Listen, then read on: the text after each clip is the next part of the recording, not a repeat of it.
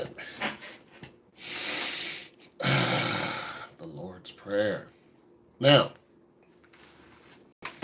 all right, so you guys wanted to talk about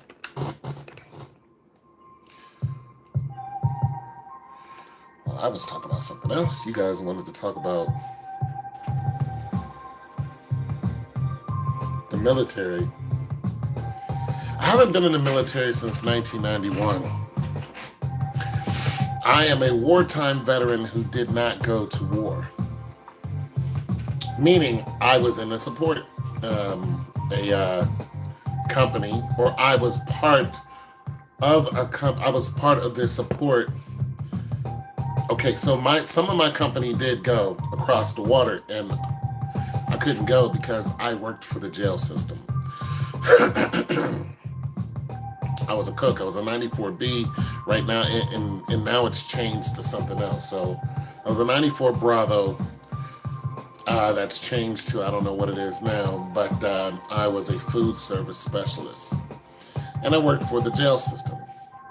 But my unit was an MP unit. I was attached to an MP unit that was part of Big Red 1. So we were in Fort Riley, Kansas, which is the third largest fort. So when the war happened, this is Desert Storm. When Desert Storm happened,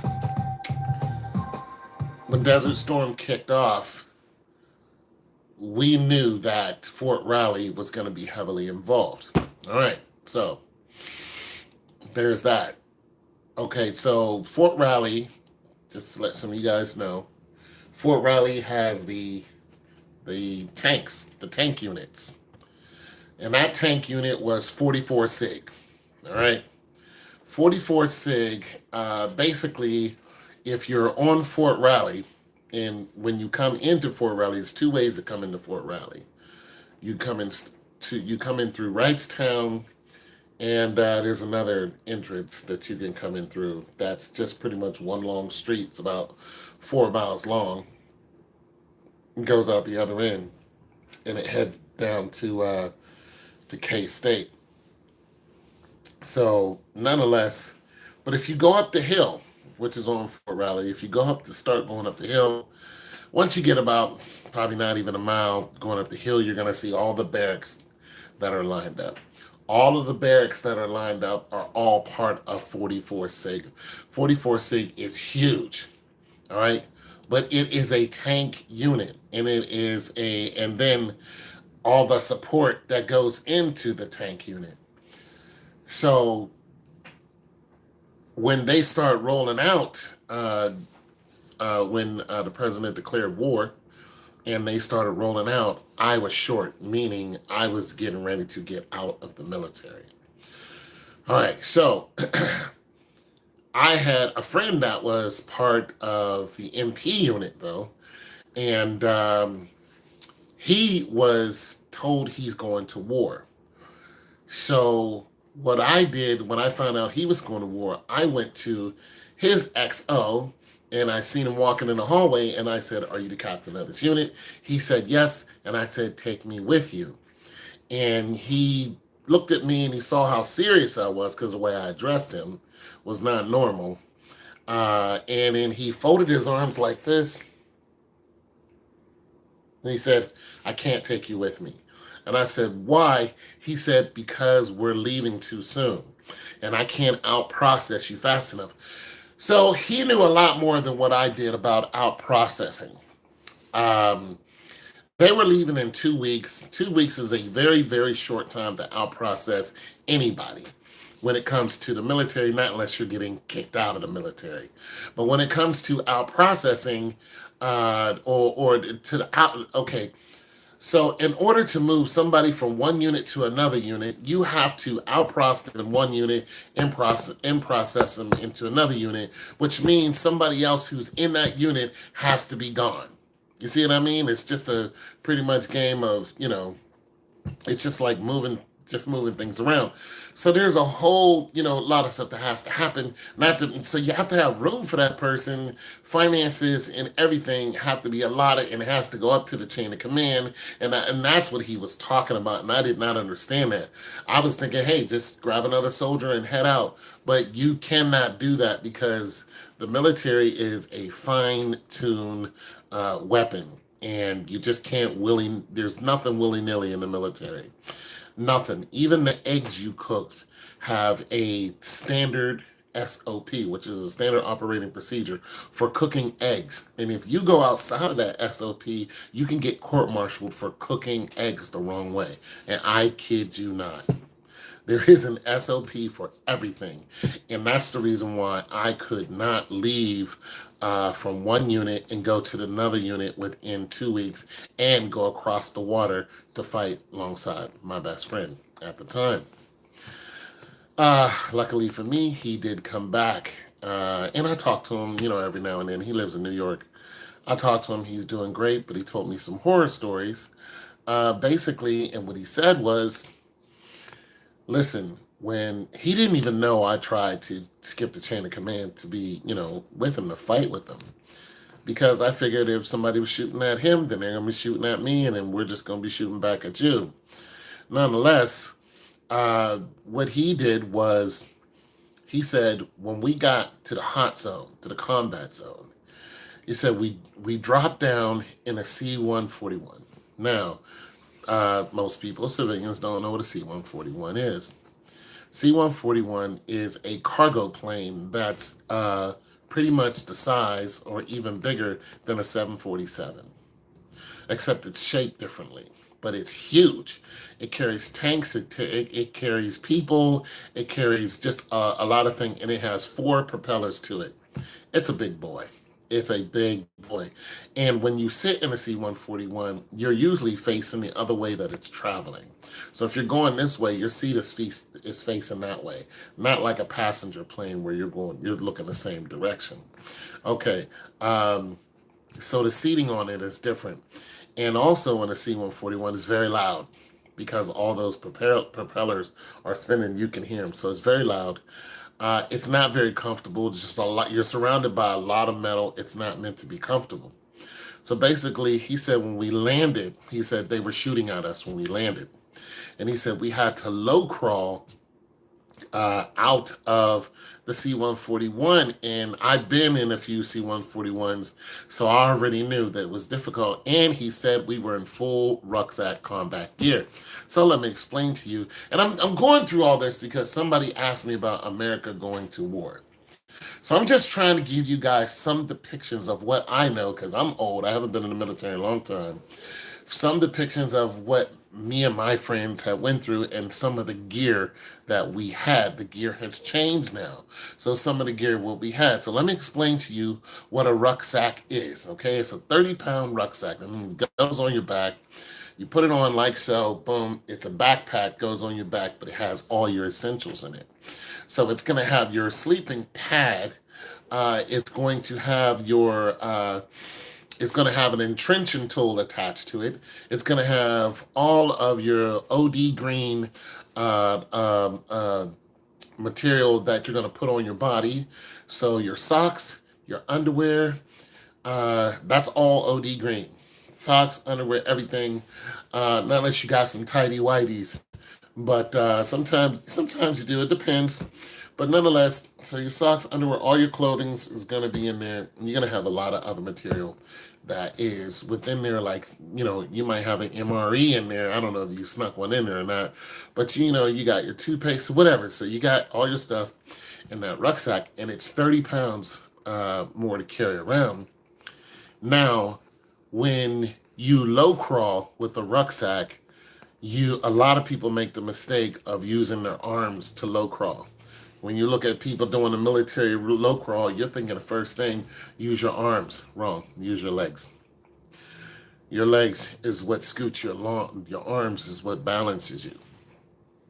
All right? So I've seen that mistake when people were in Paragon Trails and they ran out of energy and they were stuck up under a barbed wire fence, and you can't get out. You can't stand up and you're just laying there exhausted. I had to pull a guy out from under there because he was completely exhausted. I saw another guy low crawl through rocks, and the rocks just tore his arms up. So you have to low crawl with your legs, your arms just balance you.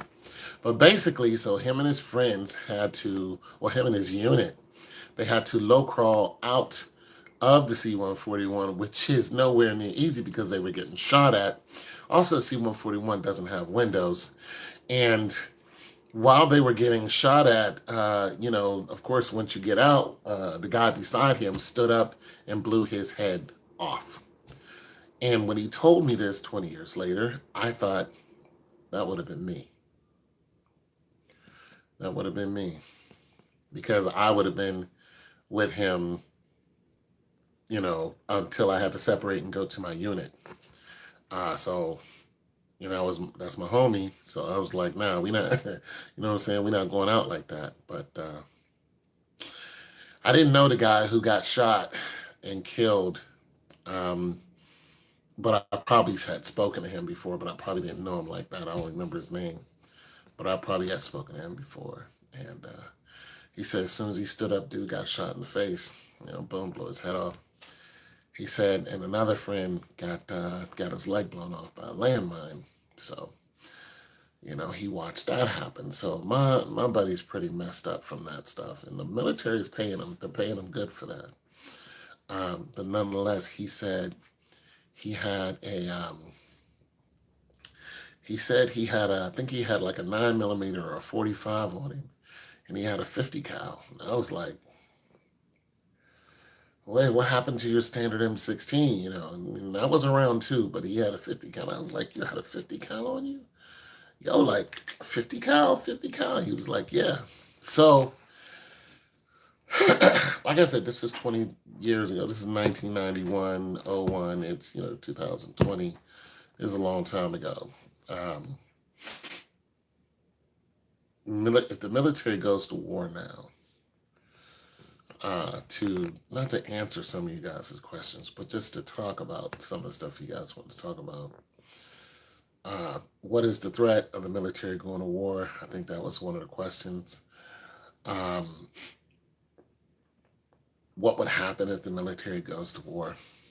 Listen, as somebody who's from a military family, this is always on our mind. I don't talk to my family that much, but nonetheless, once you're in the military, you really don't get out. You have a military frame of mind because you can remember all the things that happened to you in the military and how your life was. My dad was in the military, my sister, my nephew's in there now, my brother was in the military.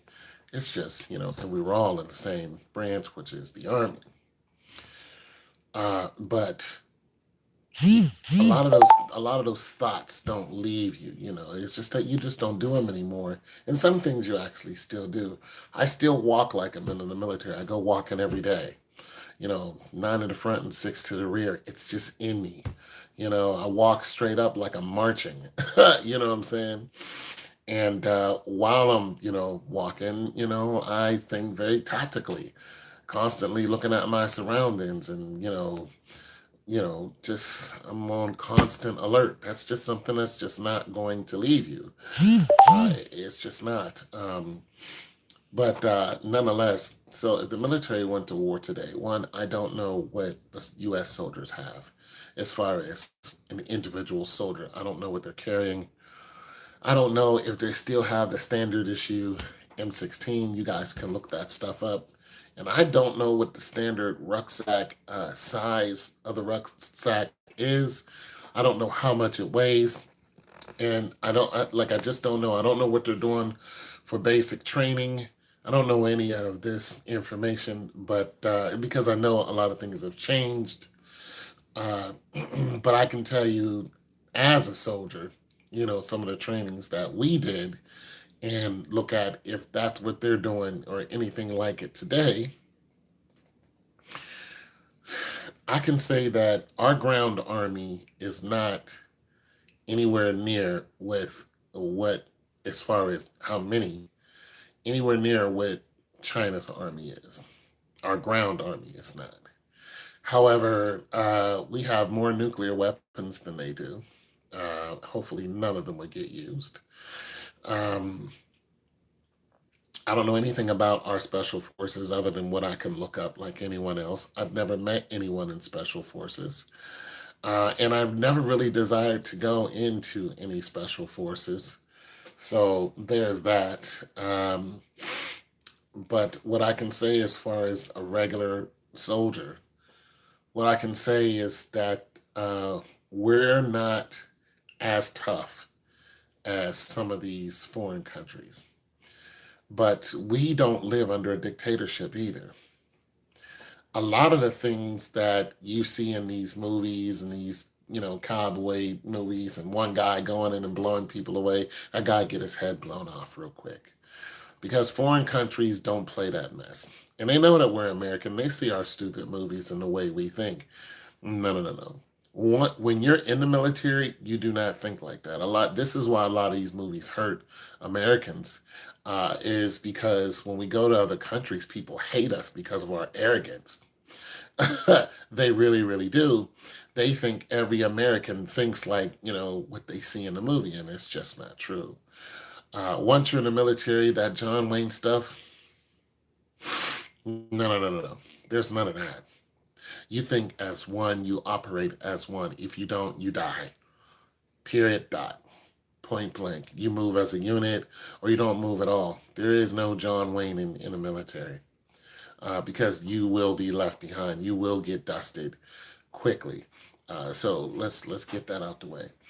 But do I think that we would survive, and as far as a ground army against the Asian army, even if our numbers were the same? I would say that their training is a lot more vigorous than the majority of our soldiers. My boot camp training was. Oh, somebody's talking. So what's up with the troops pulling out of Afghanistan? I'm just gonna take a stab at this. It's just gonna be I guess, a military educated guess. I don't know if I could say that. Okay, so once again, our ground army is just not as big as some of these third world countries. So when I can only think, and I don't necessarily, this is not law. I don't necessarily think I'm right. It's just a military educated guess. Is that the reason why troops are pulling out of one country is because they need them just in another country. The military does not move without a purpose. There's no guessing in the military. They don't go, I think we might. They don't do that. They research, they research, they research, they probe, they scan, they do more research, and then they make a move on what they're going to do. That's just how they operate. And sometimes what may seem like a flight by night move, like what happened in D-Day, it was not a flight by night move that all those soldiers died on D-Day. That was because the American president sent all those bodies just to take one area, and that was the only way that it was going to happen. Throw bodies at it and overwhelm them by force, by just too many people. So I think, and of course, you learn from that, So there are, when you're looking at something tactically, the biggest problem with America is we police too many areas. This is what happened to us in Mogadishu. We went out there and we thought that we were going to save these people from themselves. What was basically happening out there had nothing to do with us, but we got word that there was some type of inhumanitarian whatever going on, and went out there and got beat down. So that's what the whole movie Black Hawk Down was about.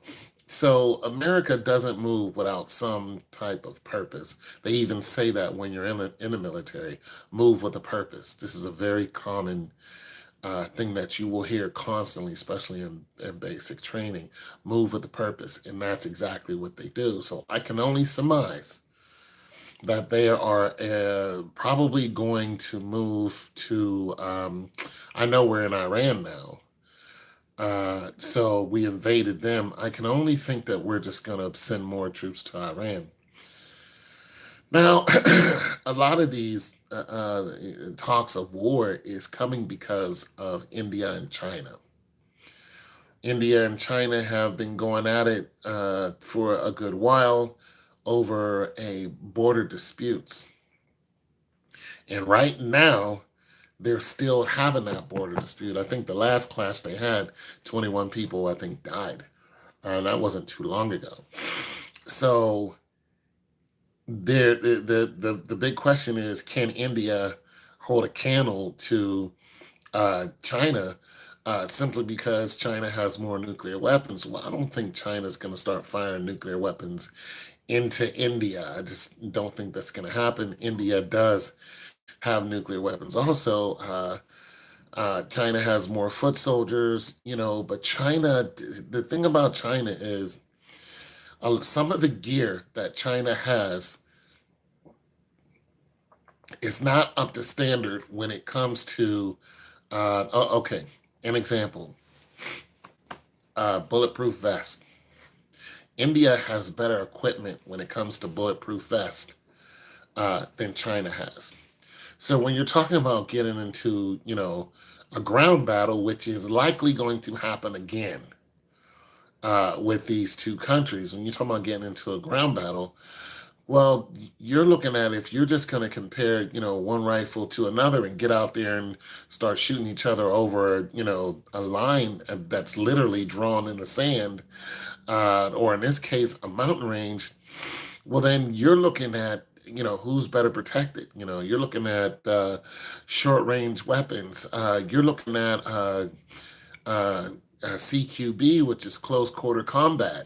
So when you start taking all those into mind, yes, China will have the overwhelming numbers, but they're not as prepared as India is. Is China's army bigger? 100%. Are they better equipped? Not necessarily. So, you can find odds that are going to tip, it's going to teeter totter, and basically I mean, they're both fighting in uh, uh, the same area, the same type of, in the same mountain ranges. So they're both used to it. It's not like America coming over to India and then fight against China in the mountains. I mean, the Americas has got their ass kicked when they went to a terrain that they weren't used to. Case in point, Vietnam. Went over there to Vietnam. What happened? We were not ready for guerrilla warfare. So, boom, that's why I say, oh, Vietnam was not a war. It was a, I don't know, incident or whatever. No, it was a war and we lost. Put your pride away, learn from it. And then, it is what it is. You guys went over there and fought these people on their own land and got blitzkrieged. Uh, and we know, yes, and we know how that ended. Right. There were a lot of soldiers who died simply because they were not, they were full of bravado for one, and let me not speak ill of the dead. That's not what I'm doing. What I'm saying is they were not prepared to fight on a grounds that they were not used to. So they're all good soldiers. So let me say that. So yeah, but we've seen this in a few other wars where America went on turf that they were not used to, and they suffered great, great, great losses. So, but yeah, we weren't ready for that. And now this China India dispute, here's the worst thing about the China India dispute. China is it's almost like the Chinese want something to pop off. You know, it's almost like they want it. I mean, they literally listen. They literally have India soldiers here, China soldiers here, and they're looking at each other. They're not even 100 feet away. They're armed, standing there looking at each other like a football team. They're not even 100 feet away, waiting for somebody to cross the line. And if that somebody does cross the line and things escalate to an epic proportion, then we are all involved in that. India is allies with America.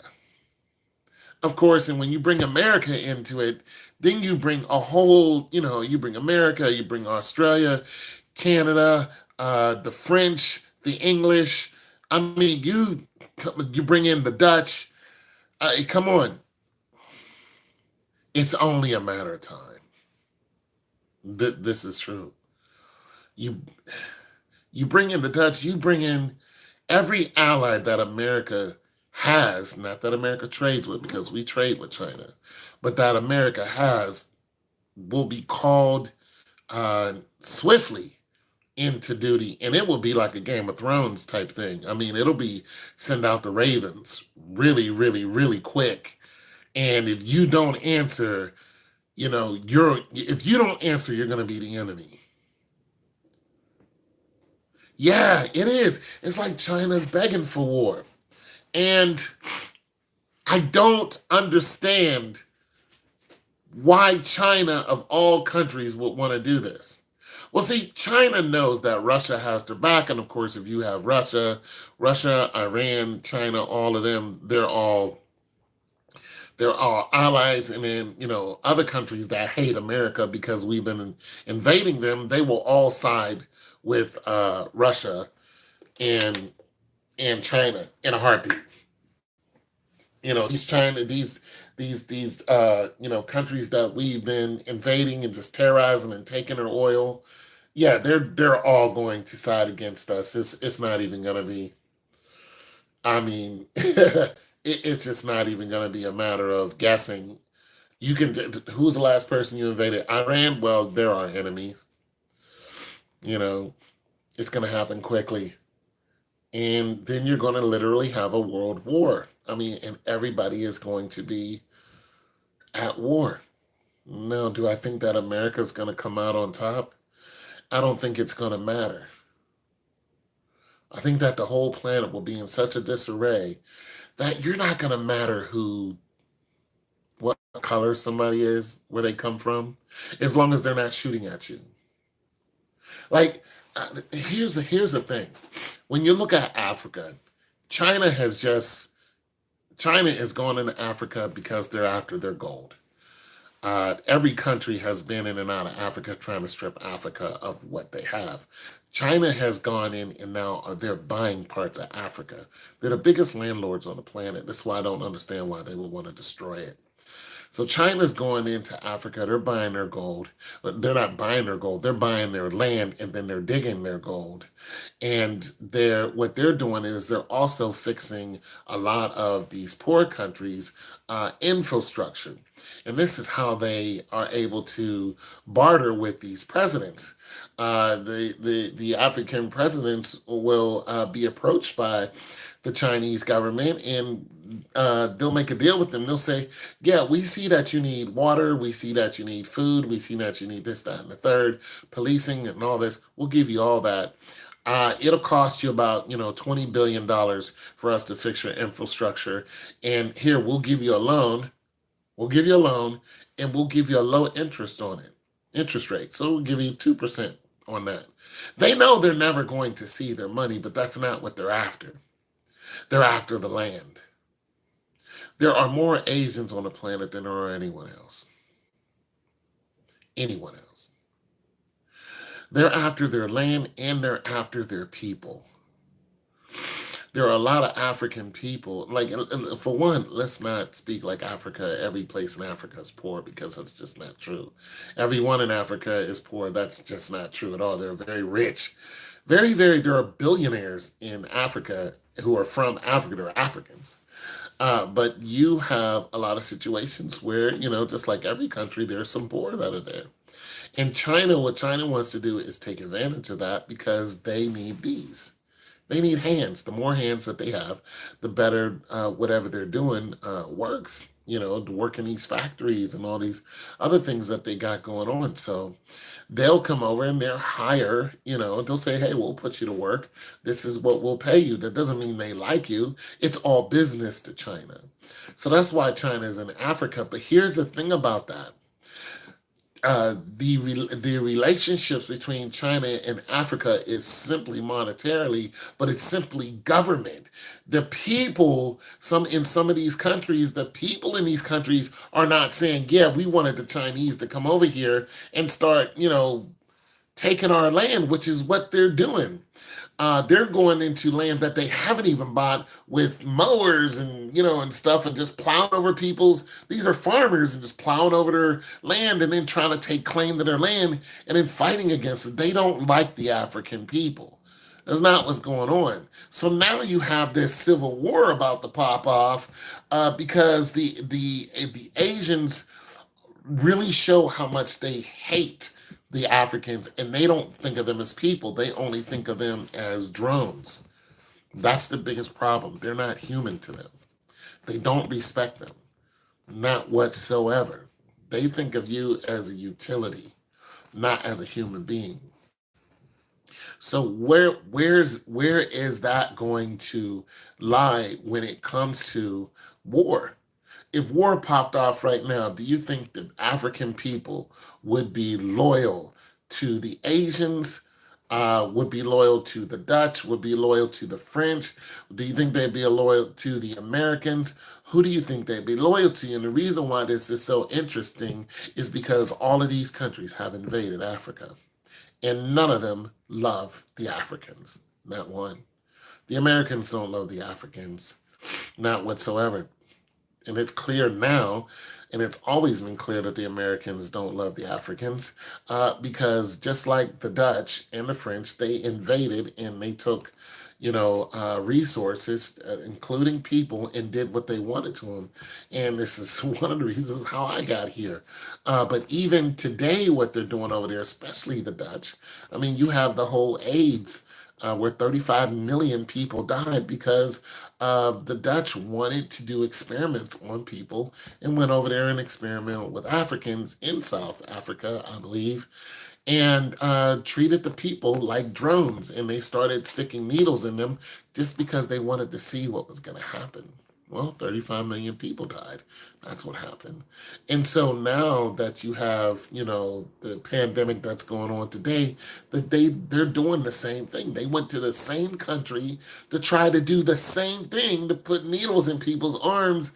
And, but the Africans over there are like, nah. So they start knocking over all the tents that they were trying to do this to. They were just like, we're on to you, and that's happening now. You know what I'm saying? So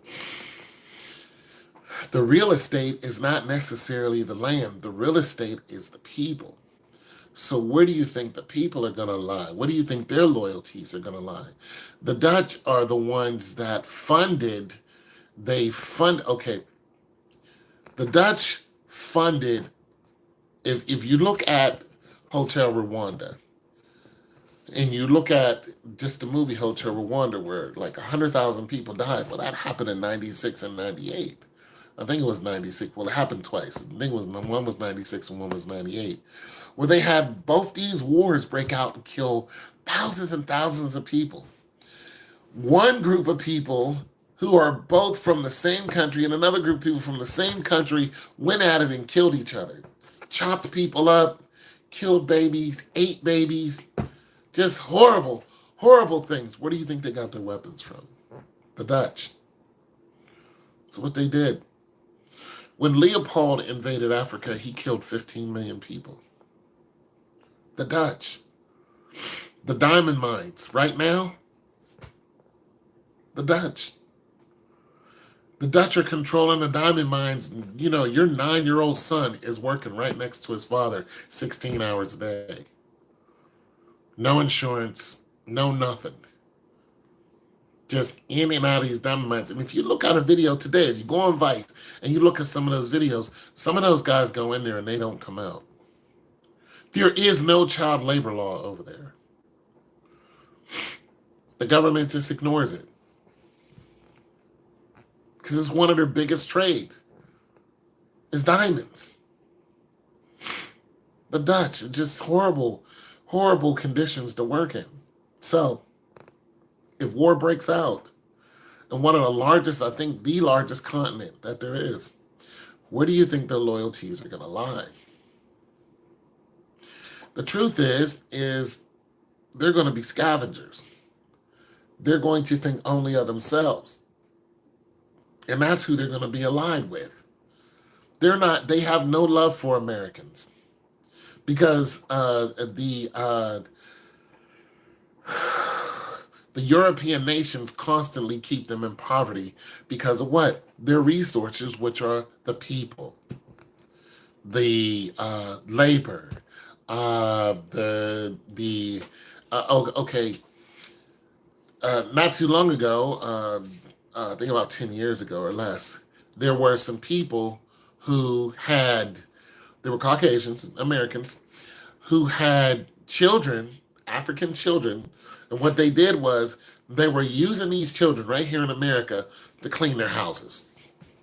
They weren't paying these kids. They kept them hidden. Nobody knew that the children were there until, of course, one of them gets away, and then the whole thing busts wide open. So what they did was they would get these children from African nations, and they would teach them, sparse English enough for them to understand what they needed to do. And these 8, 9-year-olds would literally have to clean these huge houses. That's what they did. This is something that, this is a throwback from the 1500s. That's what they did. And this was happening today. It probably still is, actually.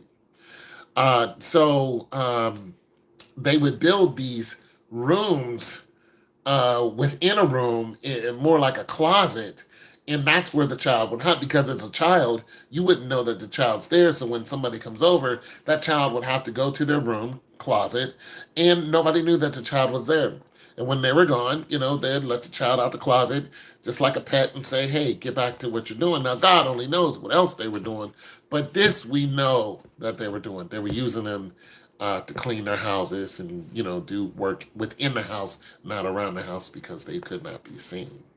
We know that this was happening. We also know that when Haiti was, I think, had its either earthquake or something like that. What was it? I think it was an earthquake. That the humanitarians, the European humanitarians, went over there in these big old ships to, to get food and all this, and all this other stuff, and to come to find out that they were so-called, religious people, and basically what they found out that a lot of these people who were supposed to be humanitarians were actually over there to take the children and bring them back into the Americas illegally.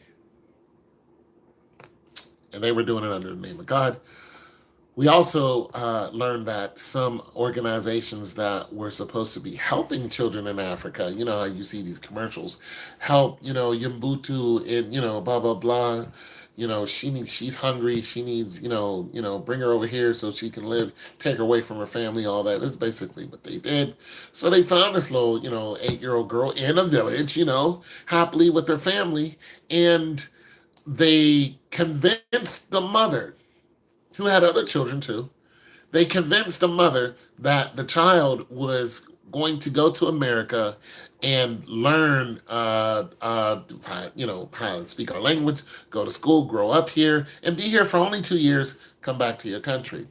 This is what this, I don't know, whatever title it had, but now it's supposed to be some humanitarian, whatever. That wasn't what was going on. They were paid to go over there and get an 8-year-old girl and to bring the 8-year-old girl back into the country. And these people, there was a young white European couple who paid, for this, and they adopted the girl. Now, they did not harm this child. They did not do anything wrong to this child. They loved her. They treated her like it was her child, but they thought it was her. They thought she was ours.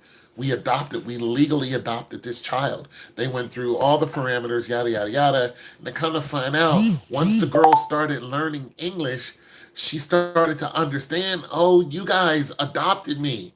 She was like, oh no, they were like, yeah, we adopted you because you were poor and hungry, and she was like, that's not true. She's like, I'm not poor and hungry. Yeah, your mother didn't love you. That's not true at all. My mother loves me very much. My mother thinks I'm coming back in 2 years.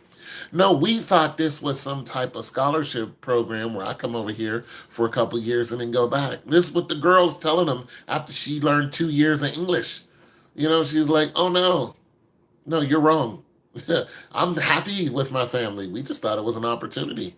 And so, of course, the young couple, who, like I said, did nothing wrong to this child, so not everybody's doing wrong to children.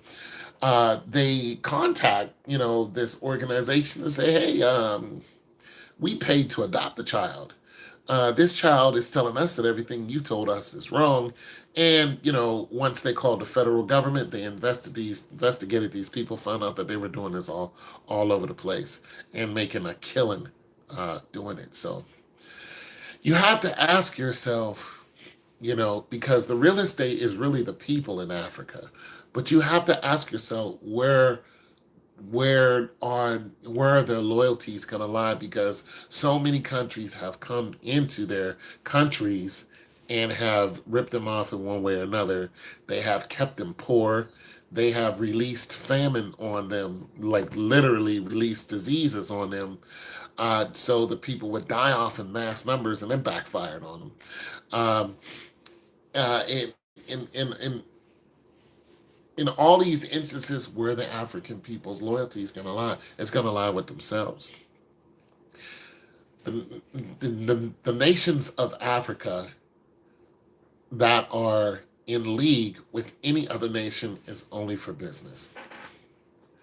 Only for business. Now, getting back to the matter at hand, where the Asians are looking to instigate a fight with India, that makes no sense. I have no doubt in my military mind, like military mind, looking at this and going, "Oh, there's going to be a war." There's no doubt in my mind that China wants the war, but it's not just China. It's not just China who wants this war. It's actually bigger than China. The world is being controlled by a small group of people. That small group of people control the finances. They control wars. They control what you eat, what you see, the media, everything. That's who wants war. China is not going to have a choice. The last time China thought that they had a choice, Hiroshima and Nagasaki, destroyed millions of them. This is when the emperor thought he had a choice. They don't have a choice. And the president who released those bombs did not have a choice. The same thing that the Dutch have been doing to the Africans is what happened when the Americans did that to the to Japan, I think, actually. Yeah, it was Japan that happened to. So it's the same thing. It was a test. They wanted to test their new bombs. They wanted to see what would happen. So that's what's really going on here. Peace, bro. Yeah, yeah, yeah, yeah. Yeah, I corrected myself. Yeah, that was Japan. I corrected myself. I had to think, wait a minute, the Emperor of Japan. Yeah, I got myself together, bro. Thank you. But I don't mind being corrected because, I'm old. So I'm trying to regurgitate all this information for you guys. So, I don't mind being corrected at all. Um, but nonetheless, it was Japan. But nonetheless, yeah, yeah. But it was an example, is what I'm saying. It was an example. Hiroshima and Nagasaki was a test. Okay, if you look at the way Hiroshima and Nagasaki went down in Pearl Harbor, you have to think, how could they not see all those zeros coming over the water? They weren't, listen, and they tried, and listen, they tried to say that they were flying under the radar. No, they weren't flying under the radar. You're not flying all those zeros under the radar. When you look at radar, even back then, you have to look at how modern communications were. So, okay, even if they were flying under the radar, still they were seen by human eyes. People out there on ships saw them. They could have easily been like, yo, there are Zeros flying at 100 feet over the water. Listen, even back then, it would take nothing to get mobilized and get ready for Pearl Harbor. And why Pearl Harbor? Just to sink those ships? No. It's because they needed something that was going to be highly tragic. They needed the shock factor. 1,100 people died on one ship. They needed those. Listen, if nobody was on those ships, those ships wouldn't have got hit. Those ships wouldn't have got hit. They needed 1,100 people to die on those ships. They needed the people to be attached. They needed the people to get their hearts involved in it. Angry, yeah, go get them. It's the same thing that they used to do back in the day. When something happened, the shock value. They need the shock value. They need people to be blinded by rage. It's the same witch hunts which they've been doing back in the whatever hundreds. It's the same concept. This person is a witch. They can, stand on their hands. A witch. We can't stand on our hands. They can stand on their hands. You have a demon in you that allows you to, do somersaults because nobody else can do somersaults. A witch. That's what they would do. They would weigh a woman and a duck together. And if the woman weighed more than a duck, she's a witch. It's the same thing. Same witch hunt. They need you to be spiritually angry and invested so you can be blinded by rage and you will not listen to reason. That's what Pearl Harbor was. In order for them to use their weapons. In order for them to use their test. That's it. President knew. 100%. The president knew those Zeros were coming in because it was all orchestrated by the same people. Look at 9/11. Look at our president during 9/11. What did he do? He sat there in a children's classroom. And then they whispered to him what had happened. And what did he do? He sat there in a children's classroom.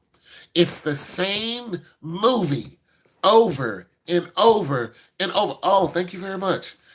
It's the same movie over and over and over and over and over again.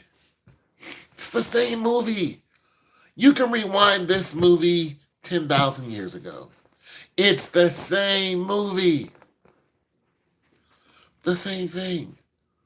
Just try it. Go back to history. Go back to Germany. Same thing. What was Hitler after? Why did Hitler do what he did? It's the same thing if you go to the wars before that. Same thing. You can go all the way back to Troy.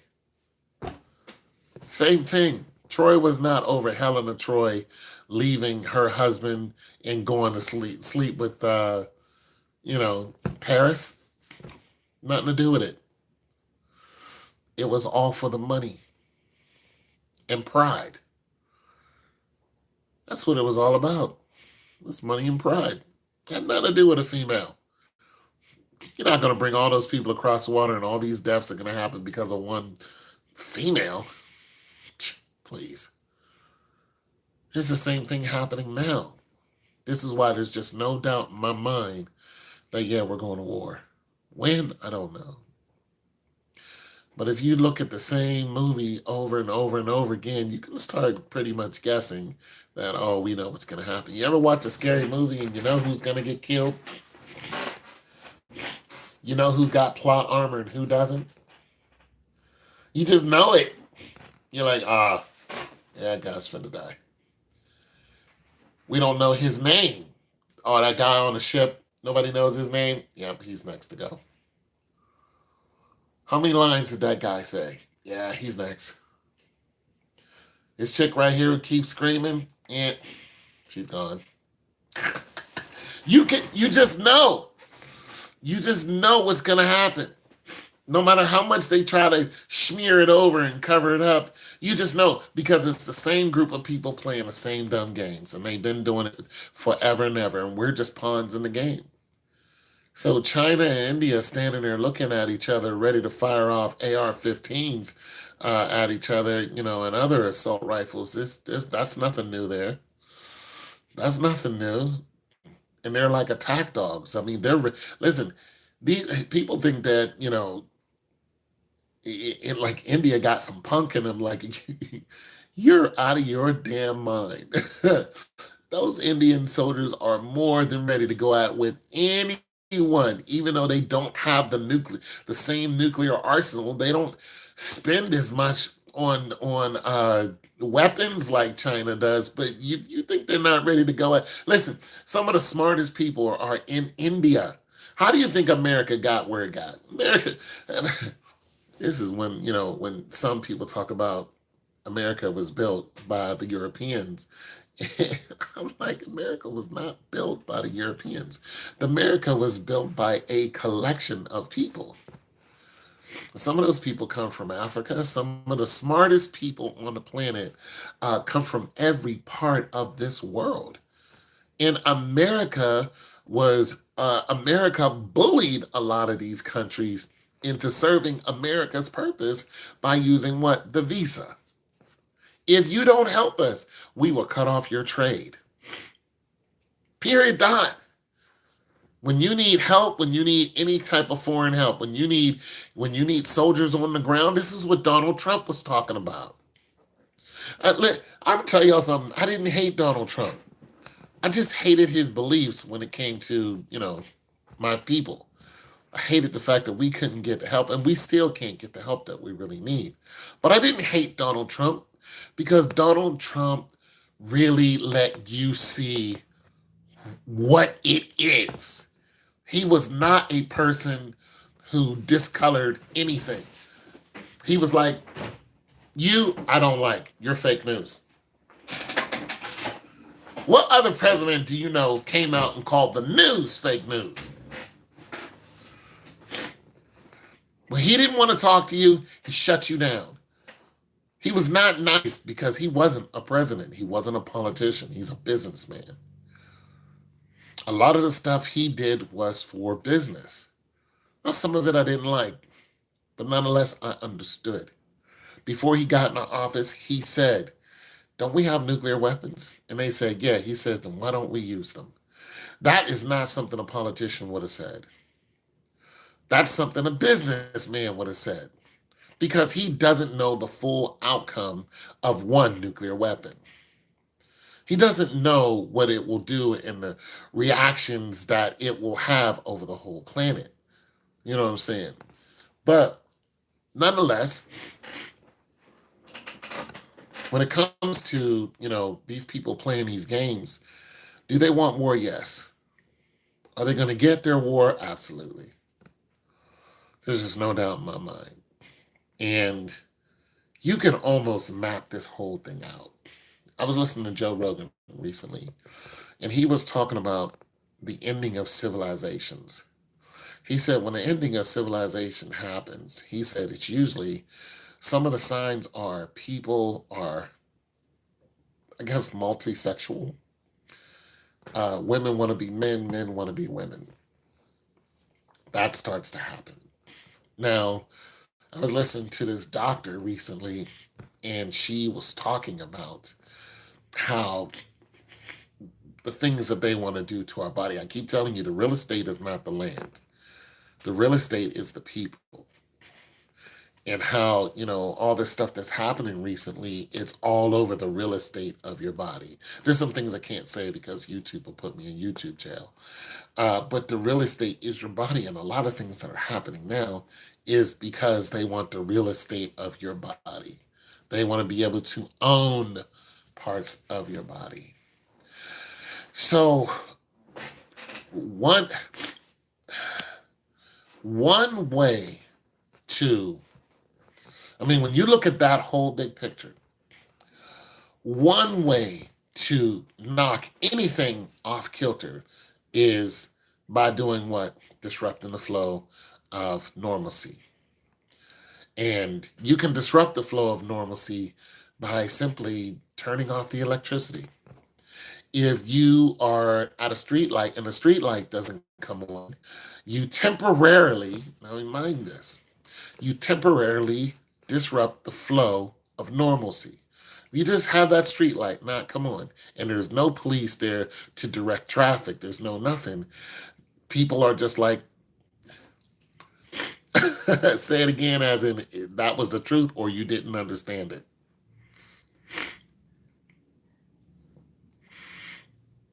I don't know which one you're asking me. You need, oh, okay, yeah.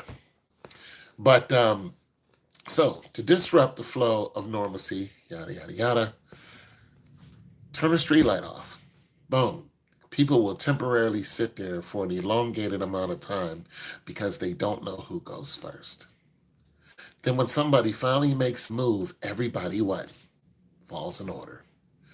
If this person is going straight and they don't have their blinker on and they're sitting in the left-hand lane, and that lane goes straight or turns and that person goes straight, then what does this person over here do? If they're sitting in the same left-hand lane going the other way and it turns or goes straight, then they're either going to turn or go straight, and then the traffic follows. You pull up 2 seconds later, turn or go straight, yada, yada, yada. You guys get the point. Nonetheless, normalcy comes back because we pretty much know how to get back to normal. In every single case where you have all of these tragedies happen, these man-made tragedies, people do what? They rush to get back to normal. The thing about it is there is normal and then there is the new normal.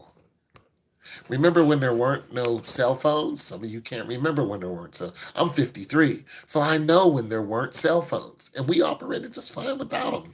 But now every time I leave the house, I have to have my cell phone. Why? Because it's the new normal. How many of you have phones in your house? How many of you have a landline? Probably none of you, because it's not normal. How many of you have seen a payphone within the last 2 years? You haven't, because they're all gone. If you see one now, it's abnormal. People are rushing. People will rush to get to the new normal.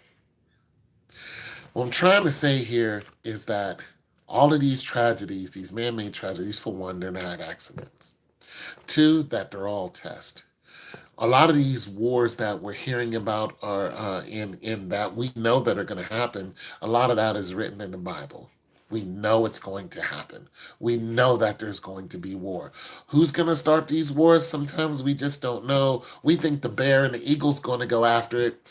But a lot of times it's not necessarily the bear and the eagle that goes after it, that kicks it all off. When you look at World War I, World War II, a lot of these countries got into it pretty much over just happenstance. Well, it would seem like that, but we don't know all the details, but it's just like, why are we fighting and who are we fighting? It gets to be on those lines. It's like, okay, you're allies with this person, go kill these people.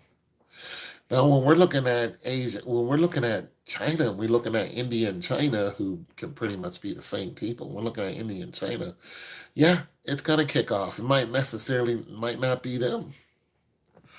But one soldier can step foot, over that line when they're not supposed to, and another soldier will go to resist.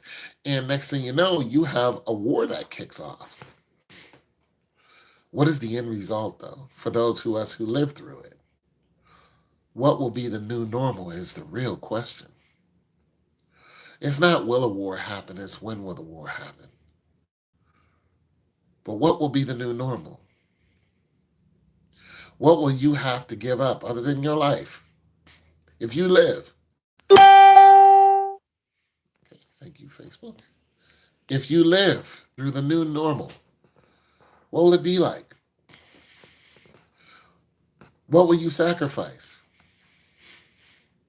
That's what the real question is. Now, if you live, we don't really know because we don't really know how big this war will be. We don't know if it'll destroy everything and people will be living in caves again. We just don't know that. What we do know is that we can drop a bomb into the Marianas Trench now and crack the planet. We literally have a bomb to do that. I mean, we know that we can destroy the earth, but we won't because the Lord ain't going to let you. But we know that we can. We can disrupt the tectonic plates. We know this. What's the new normal? What will it be? That's what a real question is. How do you prepare for such a thing? Well, the truth is, most of us don't have fallout shelters, bunkers, places we can hide from a nuclear fallout. Uh, Most of us just don't have it. I don't have the finances to build one. I don't know about you. I can only say that, your soul should be ready to go to heaven. If it's not, that's what you should work on. Because, like I said, if you go back to Hiroshima and Nagasaki, those people were gone in an instant. And then the people who lived had cancer, and then their children had cancer. Nonetheless, they built that place back up in less than 50 years. But they built it under what? The new normal. They built it under the understanding that we could be gone within an instant. And everything we built could be gone within a flash. If someone who we don't know and we really don't care about or think about just decides to push a button, we could be gone in an instant. That is the new normal. It's the new normal. So how do they live? It's the same thing. How do you live within the new normal?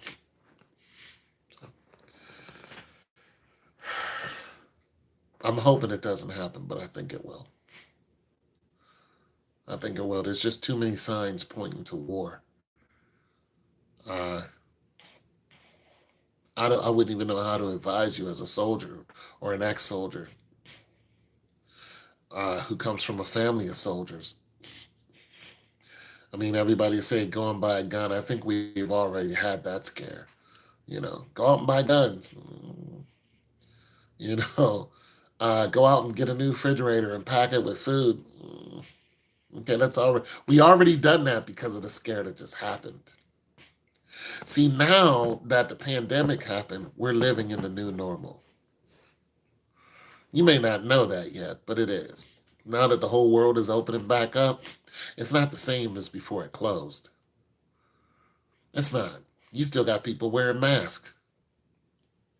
Before, if you walked around in a mask, something was up with you. Now, if you walk around in a mask, you're paranoid. You see how normal changed within 6 months? The only thing the U.S. wants is resources and not to pay for them. I can't say the only thing. Okay, to your question, to your statement, what resources what resources is America looking for at this point? This is an actual question to you or anyone. What resources is America looking for? And I'm not saying that they're not. I'm asking you, what resources are they looking for? The mask is about compliance now. Well, okay, we'll skip right to that. Let's go with the mask. The mask is about compliance, not protection. Okay, so let's look at the dynamic of the mask and the new normal that it had created.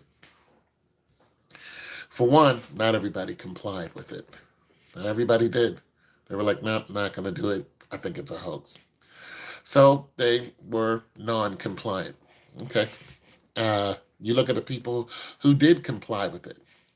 A lot of people who did comply with it, now they're not wearing masks, but you still have some of them that are wearing masks. So, what's like, how are you? I'm gonna read that in a second, but how are you looking at them now? You know what I'm saying? If you're looking at the people who still wear a mask and thinking you're a sheep, you just complied because you're wearing a mask, you have to think about something. You have to think about something. The mask makes people comfortable. It's not now that the signs are down that you don't have to wear a mask. Now it's, does the mask make me feel comfortable? Do I feel like I can't catch the common cold if I wear a mask? Do I feel like my sinuses are clear if I don't wear a mask? I mean, you have all these questions that are going in your head.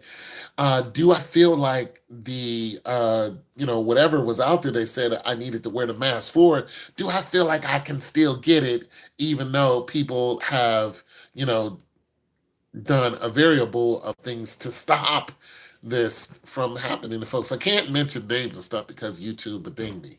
So I have to talk around it. But the truth is, if you look at it scientifically, the mask was never really about protection, which is true. But it's also not necessarily about compliance. Even though they said you had to, because you had people walking down the street with a mask on who were walking by themselves.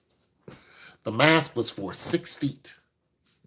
It was to protect you when you came in between 6 feet of another individual.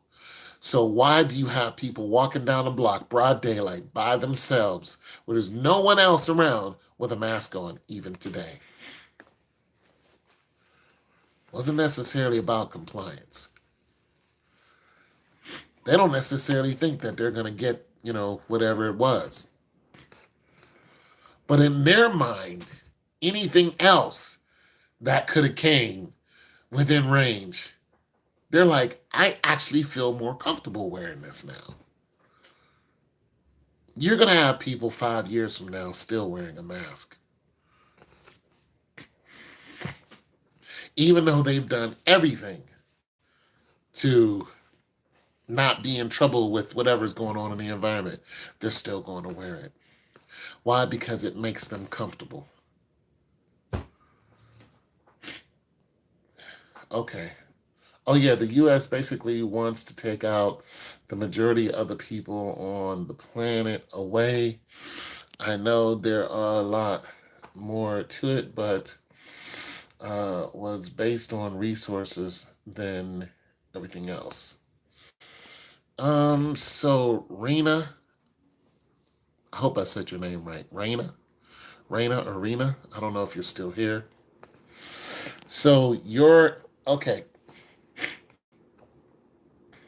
All right. So you're saying the human race is at jeopardy because America wants to take everybody out. I don't think that's it at all. Once again, the human is the real estate. The land, all okay. Kanye West said America is for sale, right? Which means you can go and buy property, you can go and buy land, so on and so forth. Now, we all know that if you buy land with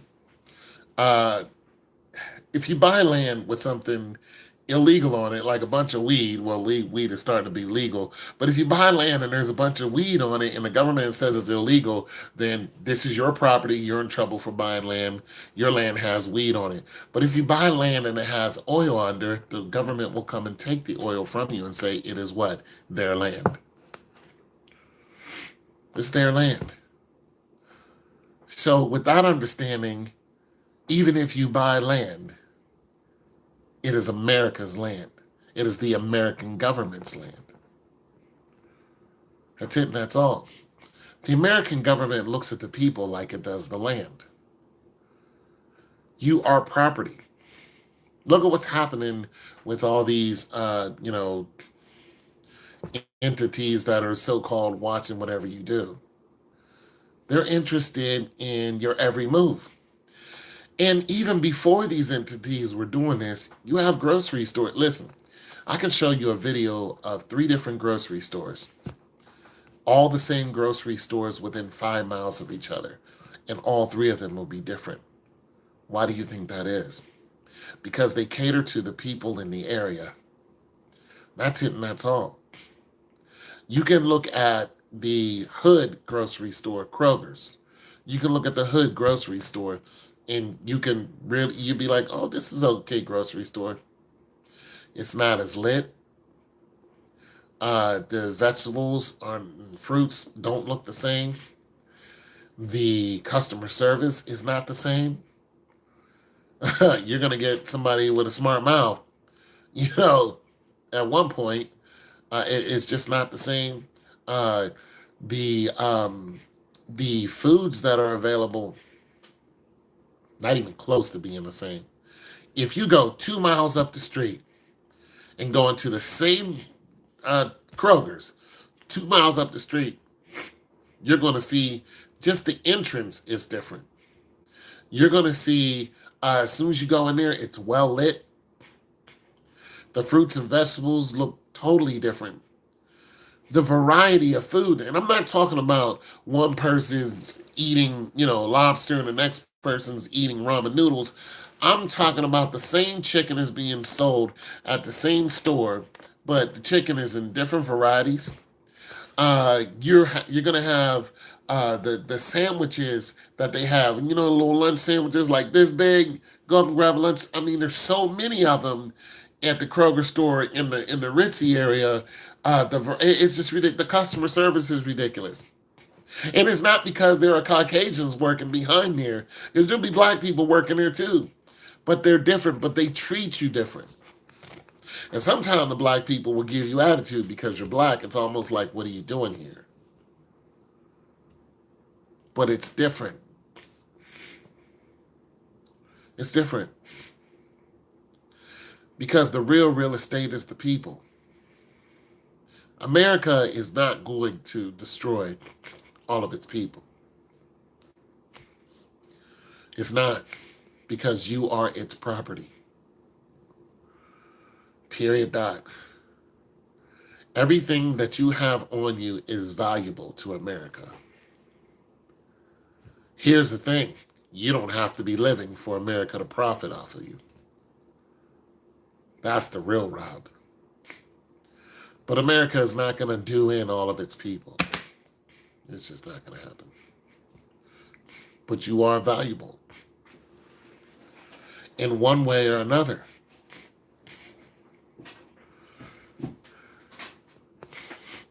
Yo, what up with you? Yeah. In one way or another, you're valuable to America. They need to know. They need to know. They need to run tests. What do you think all these abortion clinics do with the babies, the fetuses? They don't toss them into an incinerator. They do research off of stem cell research. Where do you think that comes from? Cloning and all this other stuff. I mean, they're bringing back dinosaurs. They're mixing genetics of different species. Many create species all the time. How many of you ever went fishing and caught a tilapia? Don't worry, I'll wait. How many of you ever caught a tilapia? What lake, river, or stream, ocean does tilapia come from?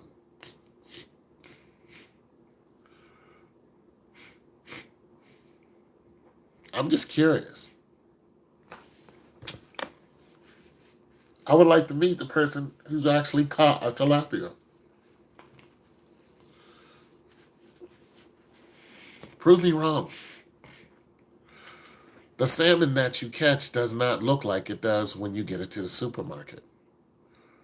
It's not the inside of it. The inside of a salmon does not look pink like that. Does not look like that. I actually went to the farmer's market, real nice place down the street. Went in there and I looked at the salmon and I said, the salmon doesn't really look like this. And a woman behind there, she says, no, that's the way that they come. That's the way that they look like. And I said, no, it doesn't. They color it. And then the butcher actually stepped from, because he saw us having a conversation. He said, what's going on?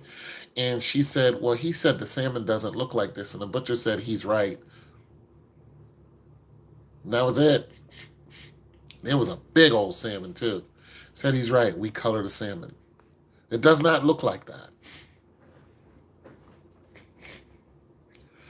You're being tested.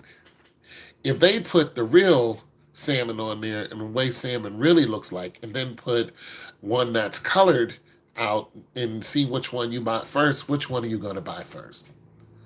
You're going to buy the one that looks more pink because in your mind it looks fresh. Not unless it's the other one that hasn't been tampered with. It's in its natural state.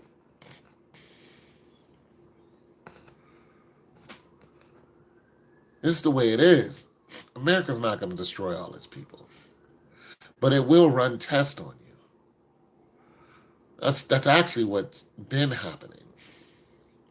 All these tragedies that have happened and that you're so invested in and you want to be angry at other people about, all a test.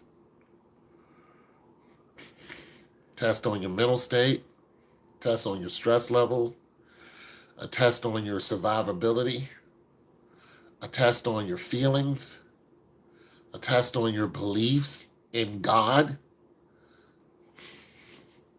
Yeah, they're testing your belief. A test on your trust. And a big thing that Donald Trump was into is a test on your loyalty. Are you loyal? Now, like I said, for some of you, you're not as old as me. But I'm 53. And when I was in grade school, so long ago, when I went to class, we had to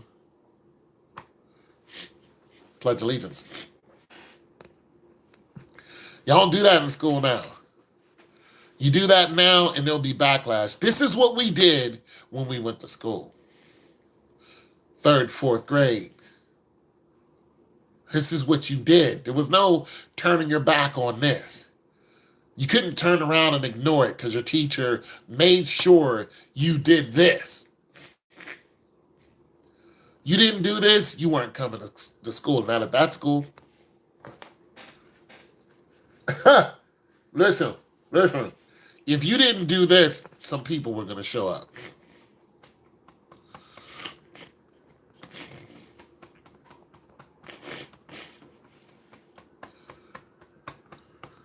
Guess who was showing up to see you?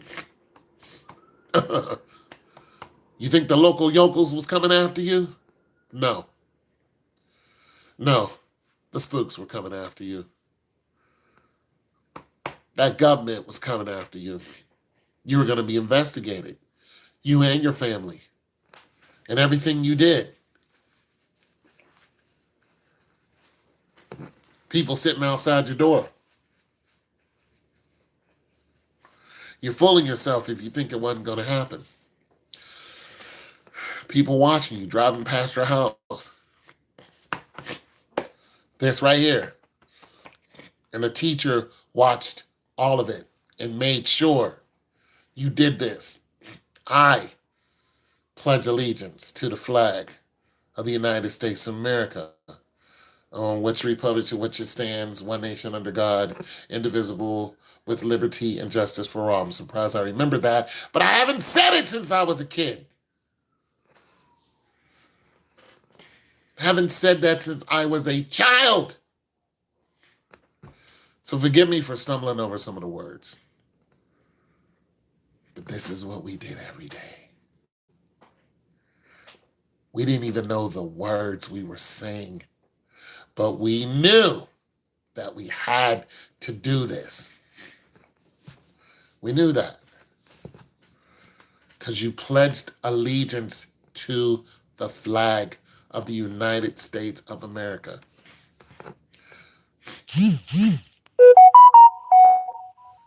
Our country, 'tis of thee. Sweet land of liberty, RVIC. Land where my fathers died, land where the pilgrims cried. On every mountainside, let freedom ring. Happy? Well, you thought I was playing? Yeah, I come from that. That's what we did. That's what we did. That's what we had to do.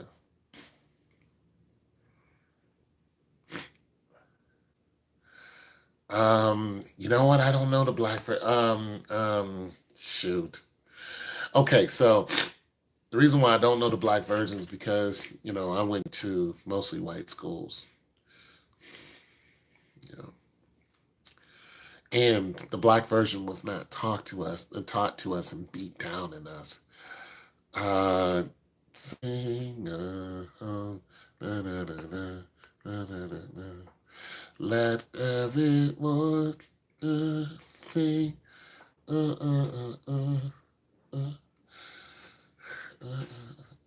remember some of it. I remember some of it, but yeah. I remember some of it now. Uh, you put the OG on the spot on that one. Uh, yeah, but I don't know the full. Yeah, I'm sorry. I'm sorry. I tried, but the real reason why I was talking about it was because we pledged allegiance.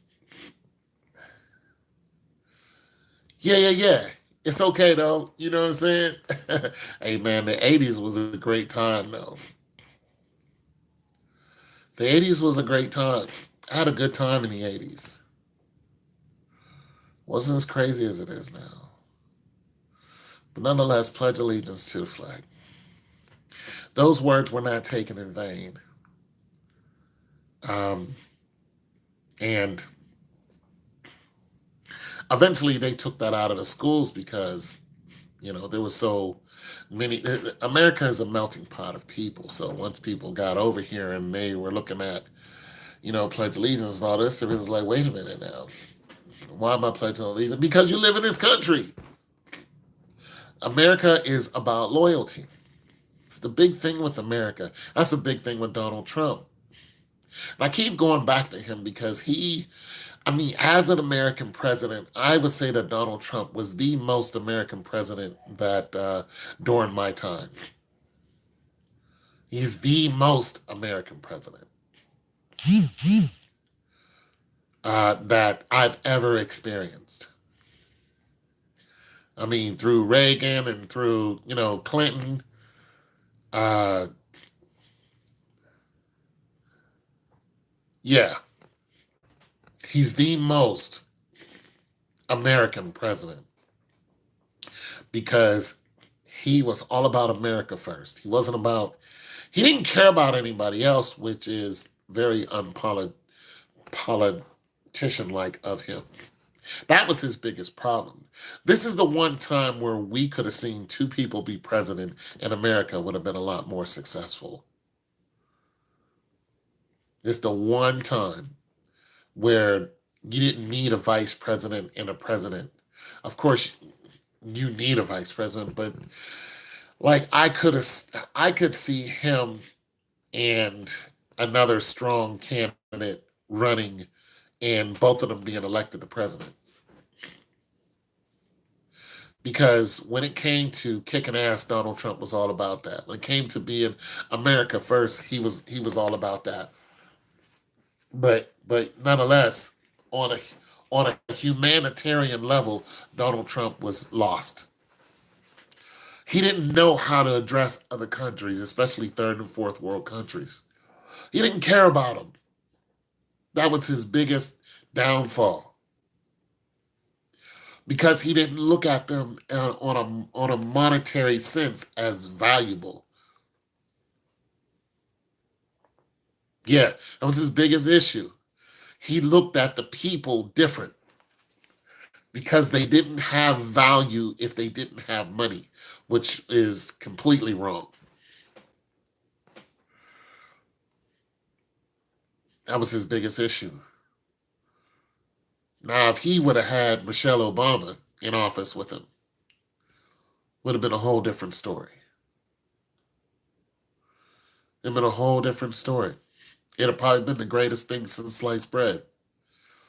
Because I wasn't against what Donald Trump was doing. I was against a lot of how he was doing it. You know, and he just didn't care whose toes he stepped on, and that's his biggest downfall. You just can't do that if you want to keep us in good relations. I mean, he got out of the UN. He got rid of Obamacare. Tell you a story.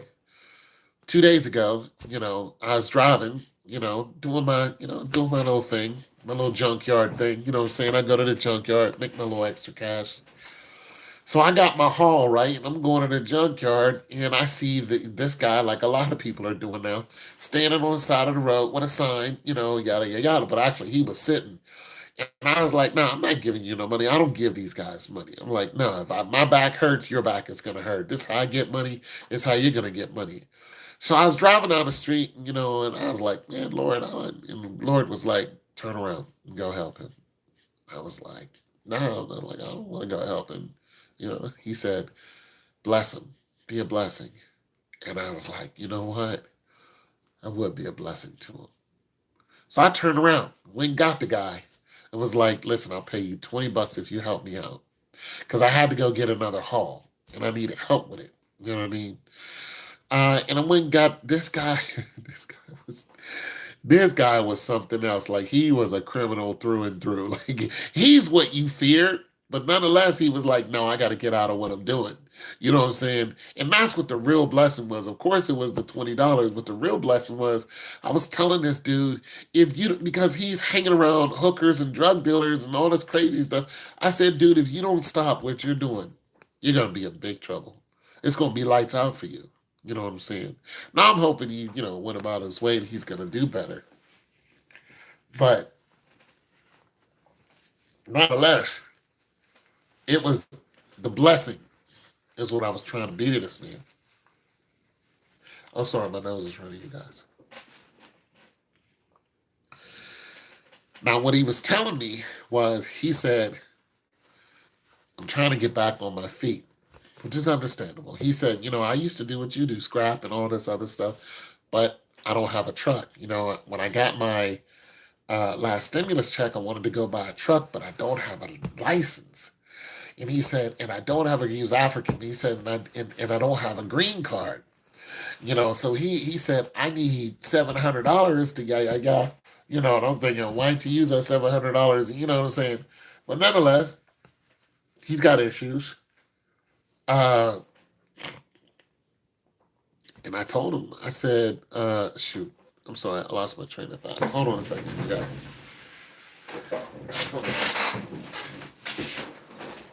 Oh. Sing a song.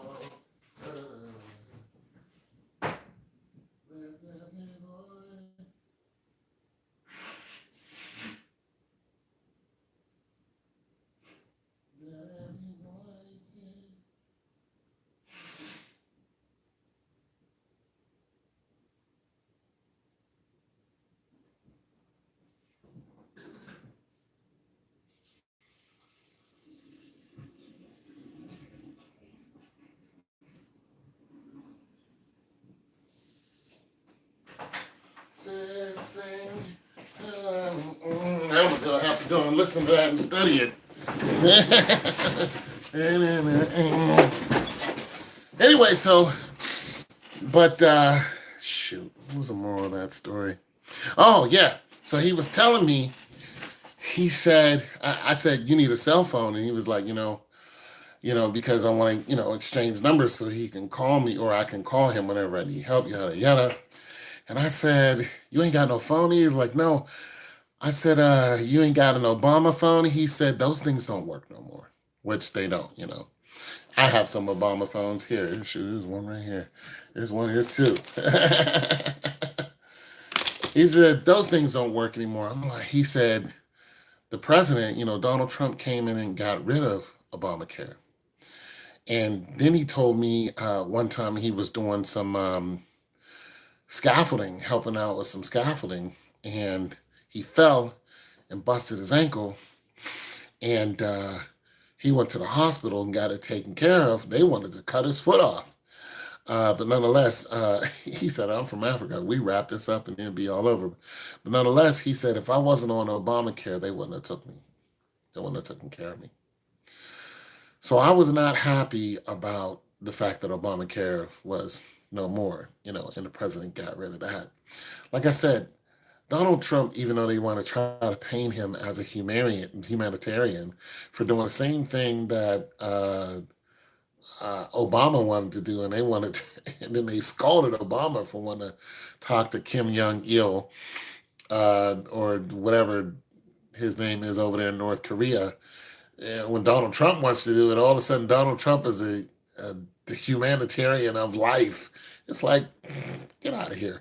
But nonetheless, when it came to the human side, Donald Trump was missing a lot of skill. And a lot of those skills are made through contact with people. This is what being a politician is. For those of you who don't know, I used to work for the Ohio House of Representatives. I was a legislative aide for 4 different representatives on 2 on each side. I started off as a temporary, but they liked the work that I was doing. And so at first I started off on the Republican side. And then when that was over, 2 months of that, they say, hey, come back and work for somebody on the Democratic side. And I did. Then that was over. And then the same thing happened. They finally just hired me on. And so I worked there for a year. And then they couldn't hire me anymore is because I was getting emails from the Republicans and the Democrats. So I have worked in the political arena before. And you have to be a politician in order to work with and for the people. And Donald Trump was not a politician, and this was his biggest downfall. But he was the most American president that I've ever seen and or even heard about. So I wanted to make that very clear. Anyways, do you guys have any questions for me? I'll try to answer them to the best of my knowledge.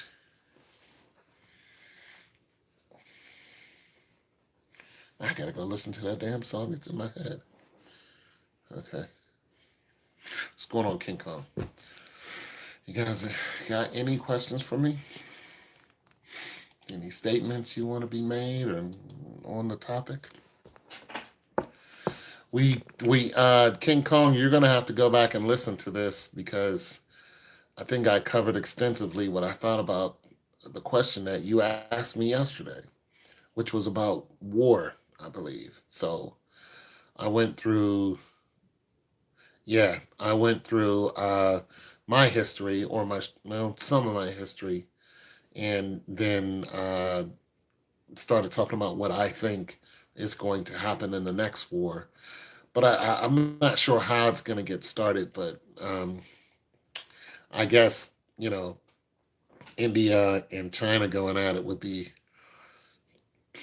pretty much textbook. Um, the result of it is going to be what I consider the new normal if you survive it. I don't think it's going to be a world war, even though that's what it's looking like. I don't think that's going to happen at all. I just think it's going to be okay. So the last threat of world war. Well, there's always a threat of world war.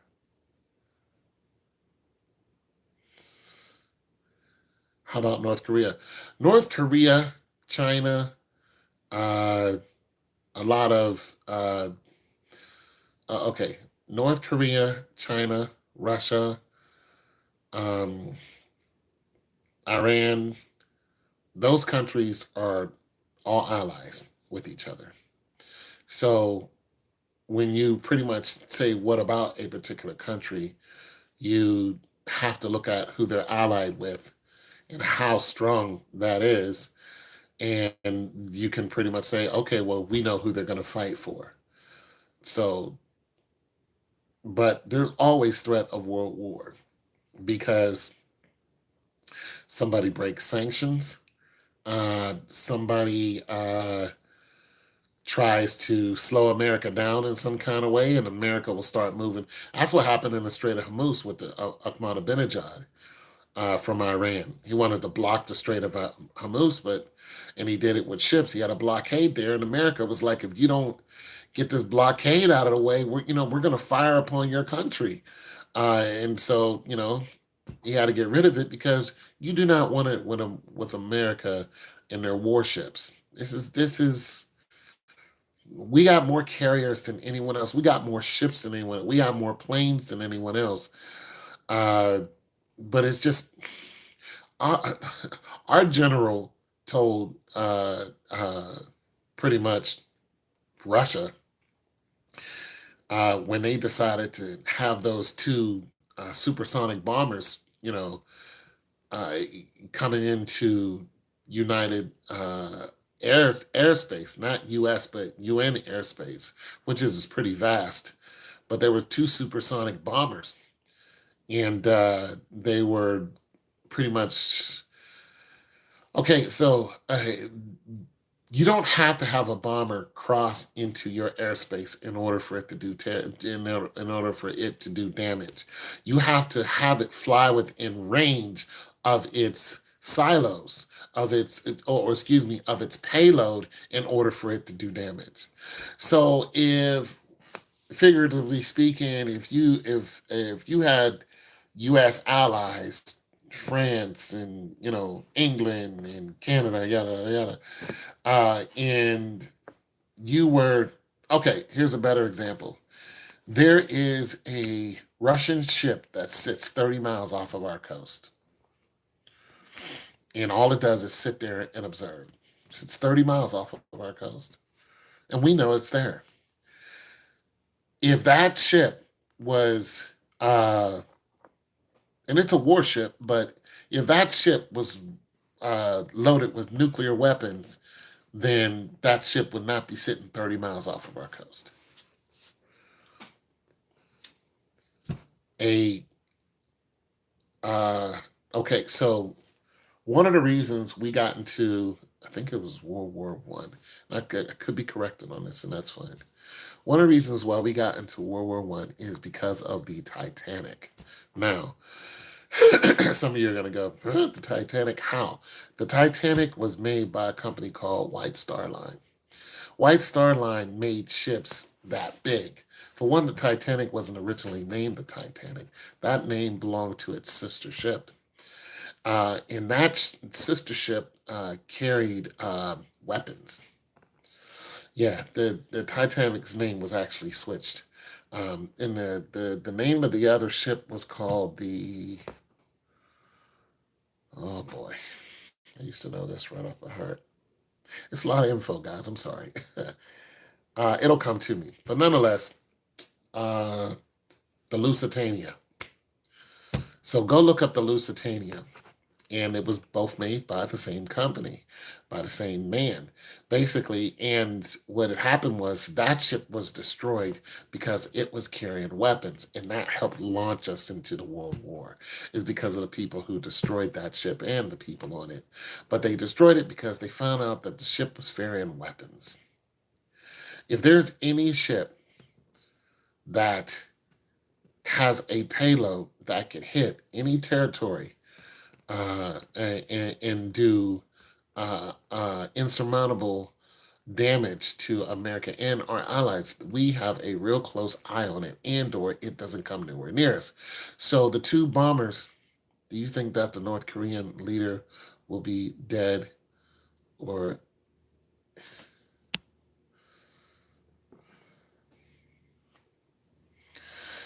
I don't know? Is he sick?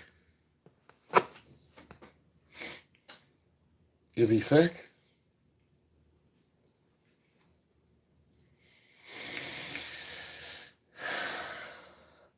I don't think that he's going to die of. Oh, he is. Well, I mean, obviously, I'm a little in the dark on that. Um, but I think the more question is, do I think it's if is it weight dropping? Is my weight drop? Oh, his weight's dropping. Oh,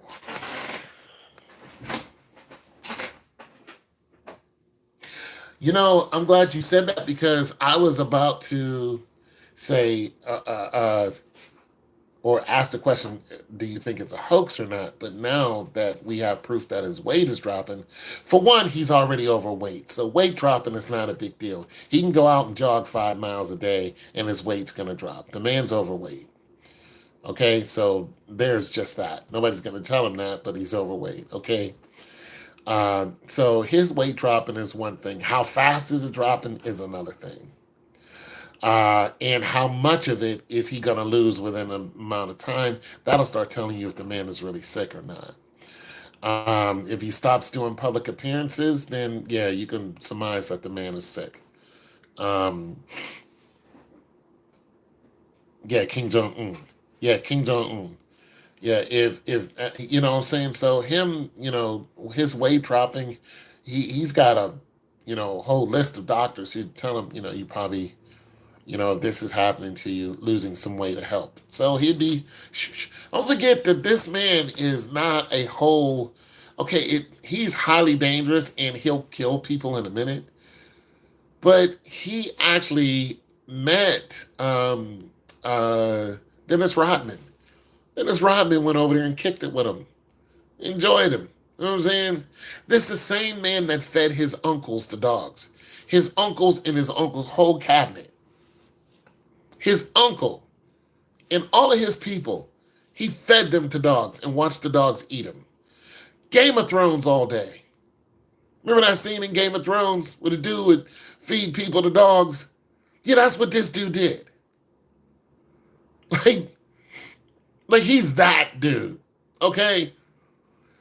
So is I listen, I don't okay, so we're looking at news and fake news and all that. I don't really get too far into what they're doing until they start firing missiles. China cut off all goods to the country and borders. Ooh, now that is even more interesting.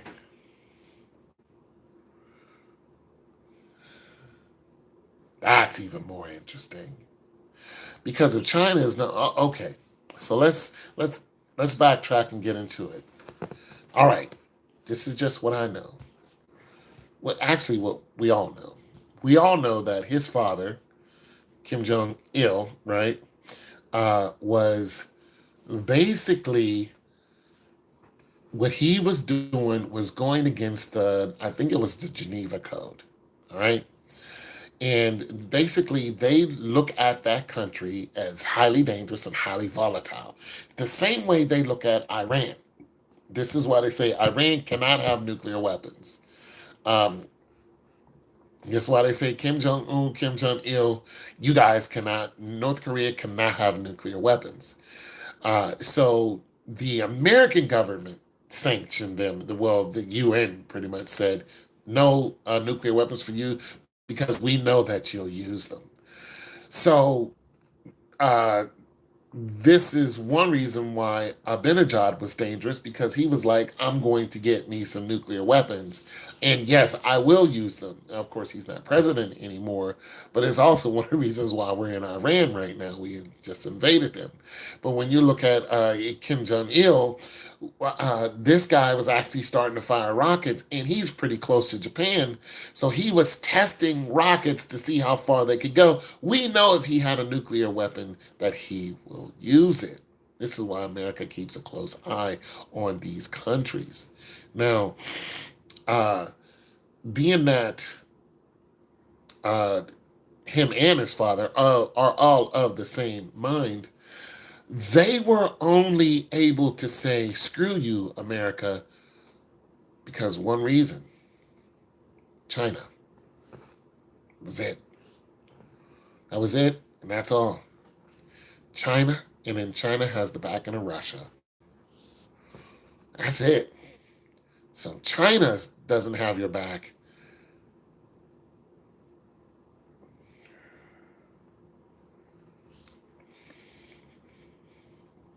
Russia might not have your back either.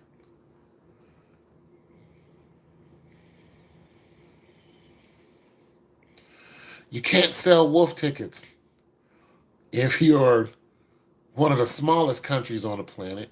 We know that your planet is hungry. We know that your country is hungry. They're not in the best shape, even though you do have a strong standing army. But technology can wipe out a standing army in a heartbeat.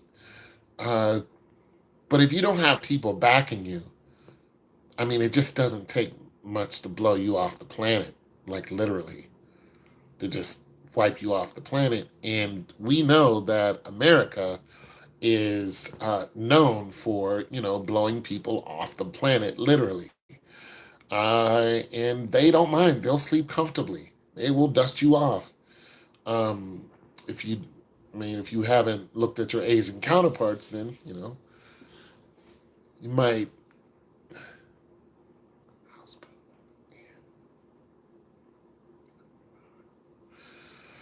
I don't know who that second person is.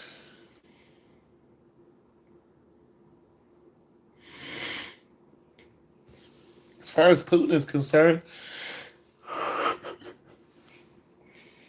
that dude is amazing. You can't even think about becoming a president. you you think about running against Putin, you can forget it. You like why? There's no way I would be like, yeah, I'm running for president. Like, no, I'm going home. My wife and kids, I'm good. Don't bother me. Because that dude is amazing. He's amazing. I don't know what to say about him. I say that he's in control of everything. He has balls of steel. He's the only one that could sell wolf tickets to our president and mean it. Listen, if you if you've never seen some of the weapons that they have, okay, let me give you a. They, I mean, these people are amazing. They have a Sukhoi, basically, is a fighter plane that can almost go into space. We don't have that. We have the new, what are we fighting with? We have the new, forgot what that damn thing is called. It was made by Lockheed Martin.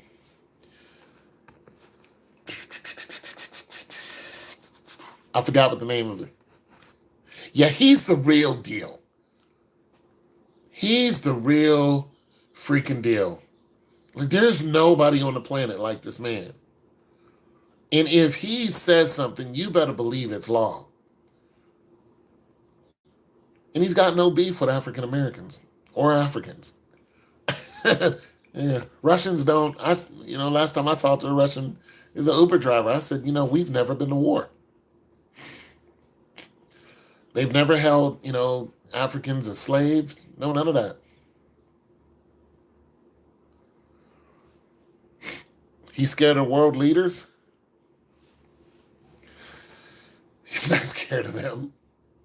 He's the one who had those two bombers flying close to France airspace. And that's when America was just like, listen, if you come anywhere near us, we're going to beat you in the next week. You think that scared him? Heck no, because they know what they have. Listen, their planes are not $30 million. They do not make airplanes that are $30 million. But the way that they make their planes is so, it's inexpensive and they're durable as hell. And it's just amazing. Their way of thought is, will it work? It's not how clean it is, not how fancy it is, nothing like that. We're into that. Theirs is, will it work? Will it fly? What do I need to make this fly? How fast can I get it to go? And how far can I get it to go up? They have a very distinct way of living. And I tell you what, I don't want it with them. I don't. Because they live under very harsh, the weather is very harsh out there. It's very, very cold out there. Some of the reason is not even livable. Like, I don't, these are just not the people you want to go at it with. They're just not. You know what I'm saying? Uh, but I don't have no beef with them. Like, you don't hear them talking about blowing up America every 5 seconds. They just don't like some of the things that we do. It is what it is. But I think Putin is the real deal. You know? And it's obviously a dictatorship. It's not a presidency. Because presidency terms end. His term has never ended. And anybody who has anything to say about it, they're just not around too long. No. But as far as Kim Jong Il or Kim Jong Un, yeah, if he's dropping weight quick, there's a good chance that he is sick. Uh, as far as dying, I mean, I don't know what his diagnosis is, but I mean, because there's just a lot of things that can just make you drop weight. But it's clear that he was happy being a big guy. That's his image. Uh, I think the country's in trouble, and Donald Trump will be the 47th president. Donald Trump can run for presidency in 2024, but the Donald Trump's biggest problem is Donald Trump. See, Donald Trump illustrated that he has power over people long after his presidency is over, or you wouldn't even say that. His power is like the power of a good king. That's what it is. And I mean a good king long dead. That's what it is. He's like a King Arthur. Except he's not necessarily a good king, but that's what his power's like.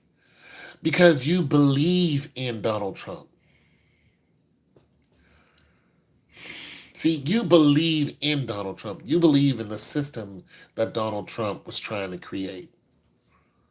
And that's good and bad, because if that system doesn't come to fruition, well, we've seen what happened. People stormed the tower. Like, that's nothing new. Actually, the White House has been stormed before. So, and that's all those people storming the White House was all in that. That was all because of a belief that they had in the system that Donald Trump was trying to create. It's the belief system that has you. I don't know if he'll be the last president.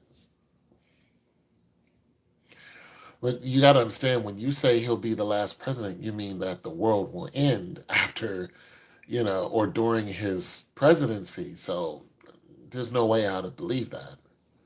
The earth is the Lord's and the fullness thereof. It's the Lord's footstool. I just don't believe that he's going to let us destroy this whole planet that he made. I can't believe that. But nonetheless, Donald Trump is free to run in 2024, but okay, so when we look at Donald Trump's presidency,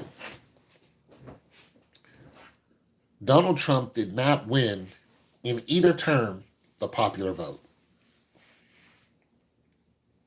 Now, some of you are going to say it was fixed or it's rigged or it's whatever. Nonetheless, Donald Trump did not win in either election. Even the first time he ran, he did not win the popular vote. He won by superdelegates and delegates.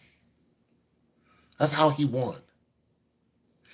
So when you look at that again, you go, okay, in 2024, Donald Trump is going to run. For one, you have to look at the generation that is now able to vote within the last 4 years or within the next 4 years. And you have to look at Donald Trump's belief system. So this is what you're running into. You got to understand that. This is what you're running into. You're going to look at the popular vote, Donald Trump's not going to win. These kids coming out of high school within the next 24 or within the next 4 years do not believe in Donald Trump's system. The majority of them do not believe in Donald Trump's system. So he's going to lose the popular vote. Okay, that's neither here or there when it comes to the presidency. Well, it is, but it isn't when it comes to presidency. So now you have the delegates, super delegates, and whoever it is that says who's going to be president, who's not going to be president. The biggest problem with Donald Trump is Donald Trump. He lost a lot of those people who are delegates and super delegates, even in his own party. Donald Trump will never be president again because he destroyed that when he went after those people on the 6th of January, I think it was. Every chance that he had to become the president again was thrown away on that day. And it was all his fault. He could have told those people to go home. He could have had those people peaceful protests, but they were armed. And any politician who's seen that, they're going, that could have been me. Now, some the Republicans who still have his back are like, wasn't his fault. So we're not going to go ahead and try to put him in jail, and all that. Not his fault. That's still not enough. You got to understand the presidents are chosen by the delegates and super delegates, regardless of the population. This is how George Bush got in. He did not win the popular vote. The next term that he got in did not win the popular vote. Hillary Clinton lost because she won the popular vote. She did not win the super delegates. Obama won the popular vote and both delegates. So that's what you're up against. So not unless these people change their mind within the next 4 years and or they're no longer there, then Donald Trump will never be the president. Well, at least now in 2024. And we have to look at the fact that Donald Trump is 70-something years old. So I'm not sure, well, that's just my guesstimation. When you look at the political arena and how presidents are chosen, Donald Trump is definitely going to run. And truthfully, I want to see him run. I want to see how this ends.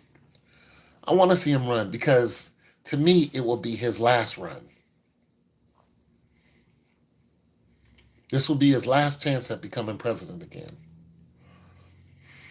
But with all the things that he's done to hurt himself within the last couple days of presidency. Now, here's the thing about the popular vote. All politicians have a term limit. This is another thing that you're running into when you say Donald Trump is going to be the president. Okay. Third term, second term. Be a second term. Won't be a third term. There is none. Not unless it is... the only way there's a third term is if the president uses an executive order. But that has to be under mitigating circumstances. And see, what the president did, it was so foul. It wasn't even so much what he did on the 6th of January. He orchestrated the U.S. Army, the police, in every form of government to not side with the government.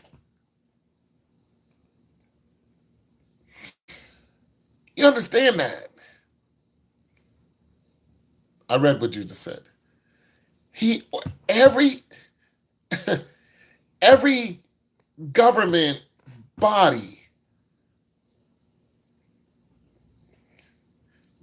every government body that holds up the Constitution, Donald Trump infiltrated and told those people at the heads of those, bodies to be loyal to him, not the government or not the United States. He said, be loyal to me. There's even a movie about it now that's coming out. Loyalty was his biggest thing. Be loyal to me. And that's what's shown on the 6th. When they would not send in the National Guard, they would not even answer the phone. You know, like this is heresy to the highest bidder. This is the most heretical thing you could do. To the highest bidder. There's no way he's going to get back into the White House, especially while Pelosi is even near any of that. It's just no way. You want to see a system collapse on its head, put Donald Trump back into the presidency. It will collapse. It will fold. Listen, that's what you were seeing. You were seeing the number one government in the entire world collapse on itself in a day. He's the realest president I've ever seen.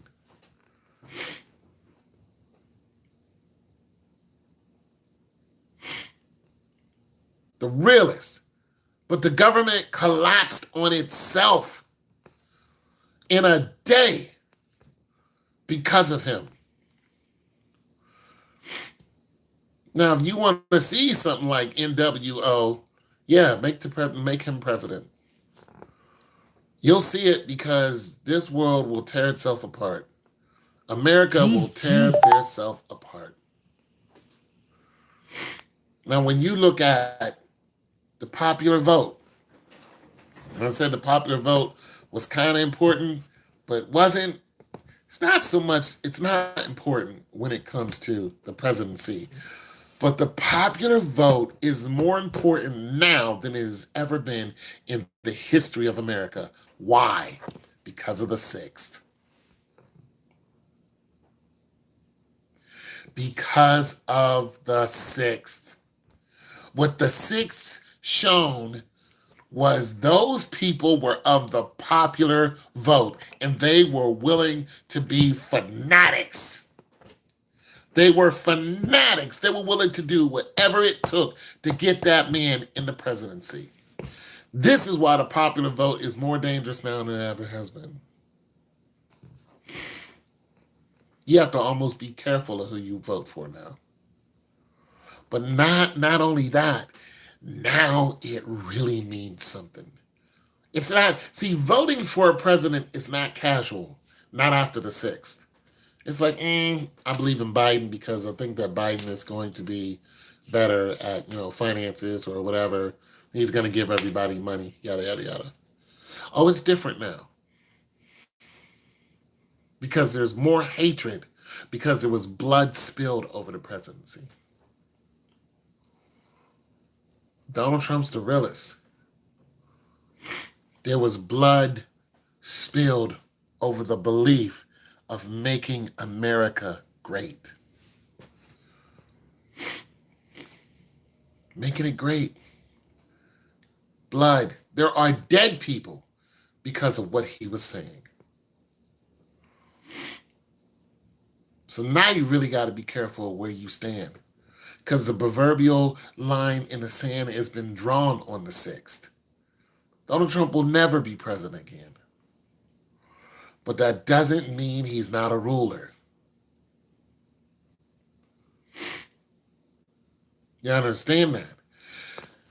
They cut Donald President off of Twitter.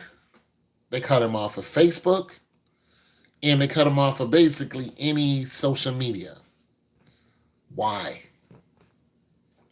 What other president do you know has been cut off of all these social media outlets? What president do you know? None. Because he is more dangerous than any president we have ever had, especially in current times. You think George Bush was dangerous because of the wars he started? Oh, no. George Bush, listen,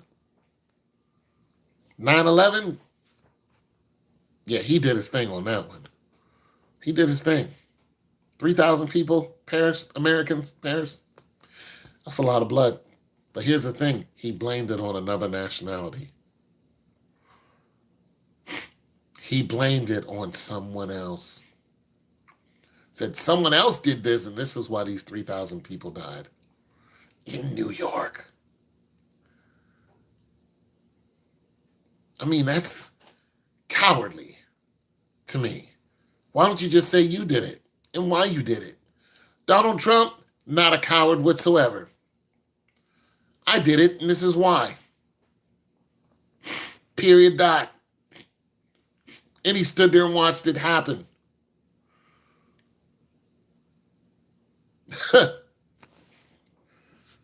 How much more real you can get. But he will never be president. Listen, he scared the people who are in charge. He scared the crap out of them. He scared the crap out of them to where they tried to impeach him a second time so he could not run. They didn't do that because of law. They did that because they're afraid. If his people, listen, the federal government is going after all of these people who stormed the tower. They're trying to. They're also going after all of these politicians who were in on it. And you see how these politicians are backtracking out of this, what they were saying and doing. They're going after the judges. He had federal judges doing what he was saying. Loyalty. Federal judges loyal to Donald Trump, even once he got out of office. No, they're going after them too. They're going after all these people. They're going after Donald Trump's money, his property. Oh, no. You have to understand. If this was the 1500s, you know who Donald Trump would be if he was in Paris? Hey, why don't you just take a quick guess at who Donald Trump would be if he was in Paris, or even if he was in America, but definitely if he was in Paris, Donald Trump would be Napoleon.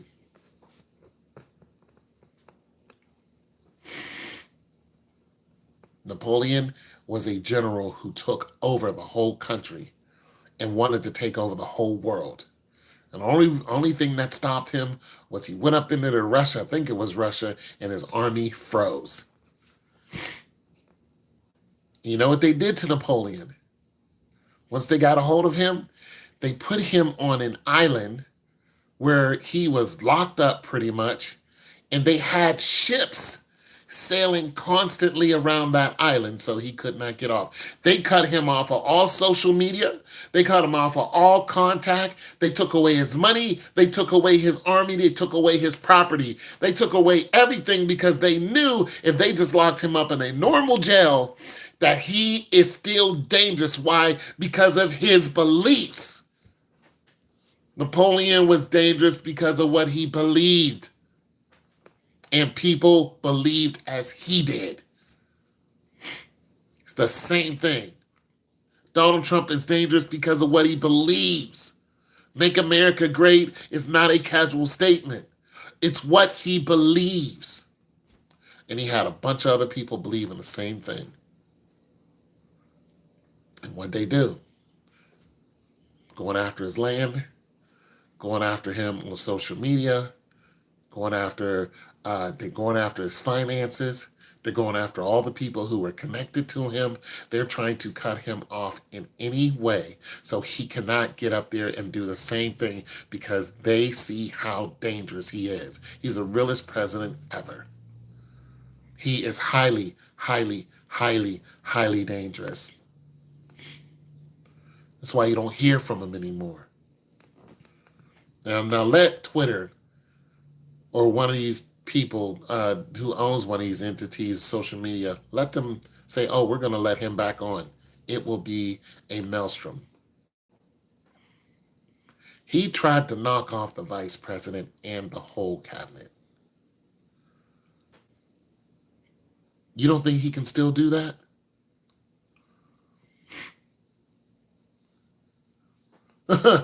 You don't think that he can still... You don't think that he can still call some shots? You're fooling yourself. All you need to do is get somebody to believe you. That's it. That's why America, when we go over to foreign countries and we fight against them, they don't know who they're fighting. The people who they call insurgents, what's an insurgent look like? What's the uniform look like? What's the uniform of an insurgent?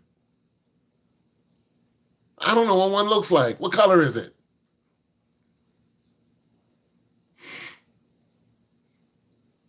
Because it could be anyone. And the thing about insurgents is they fight for what they believe. That's what makes them dangerous. It's what they believe to be true. You're looking for a terrorist? Go to Donald Trump's house. What future is America? I don't know. I don't know, but I've been on here for 2 hours and I'm about to go. But I appreciate you guys stopping by and talking to me. It's your boy Tone 202. God loves you and so do I.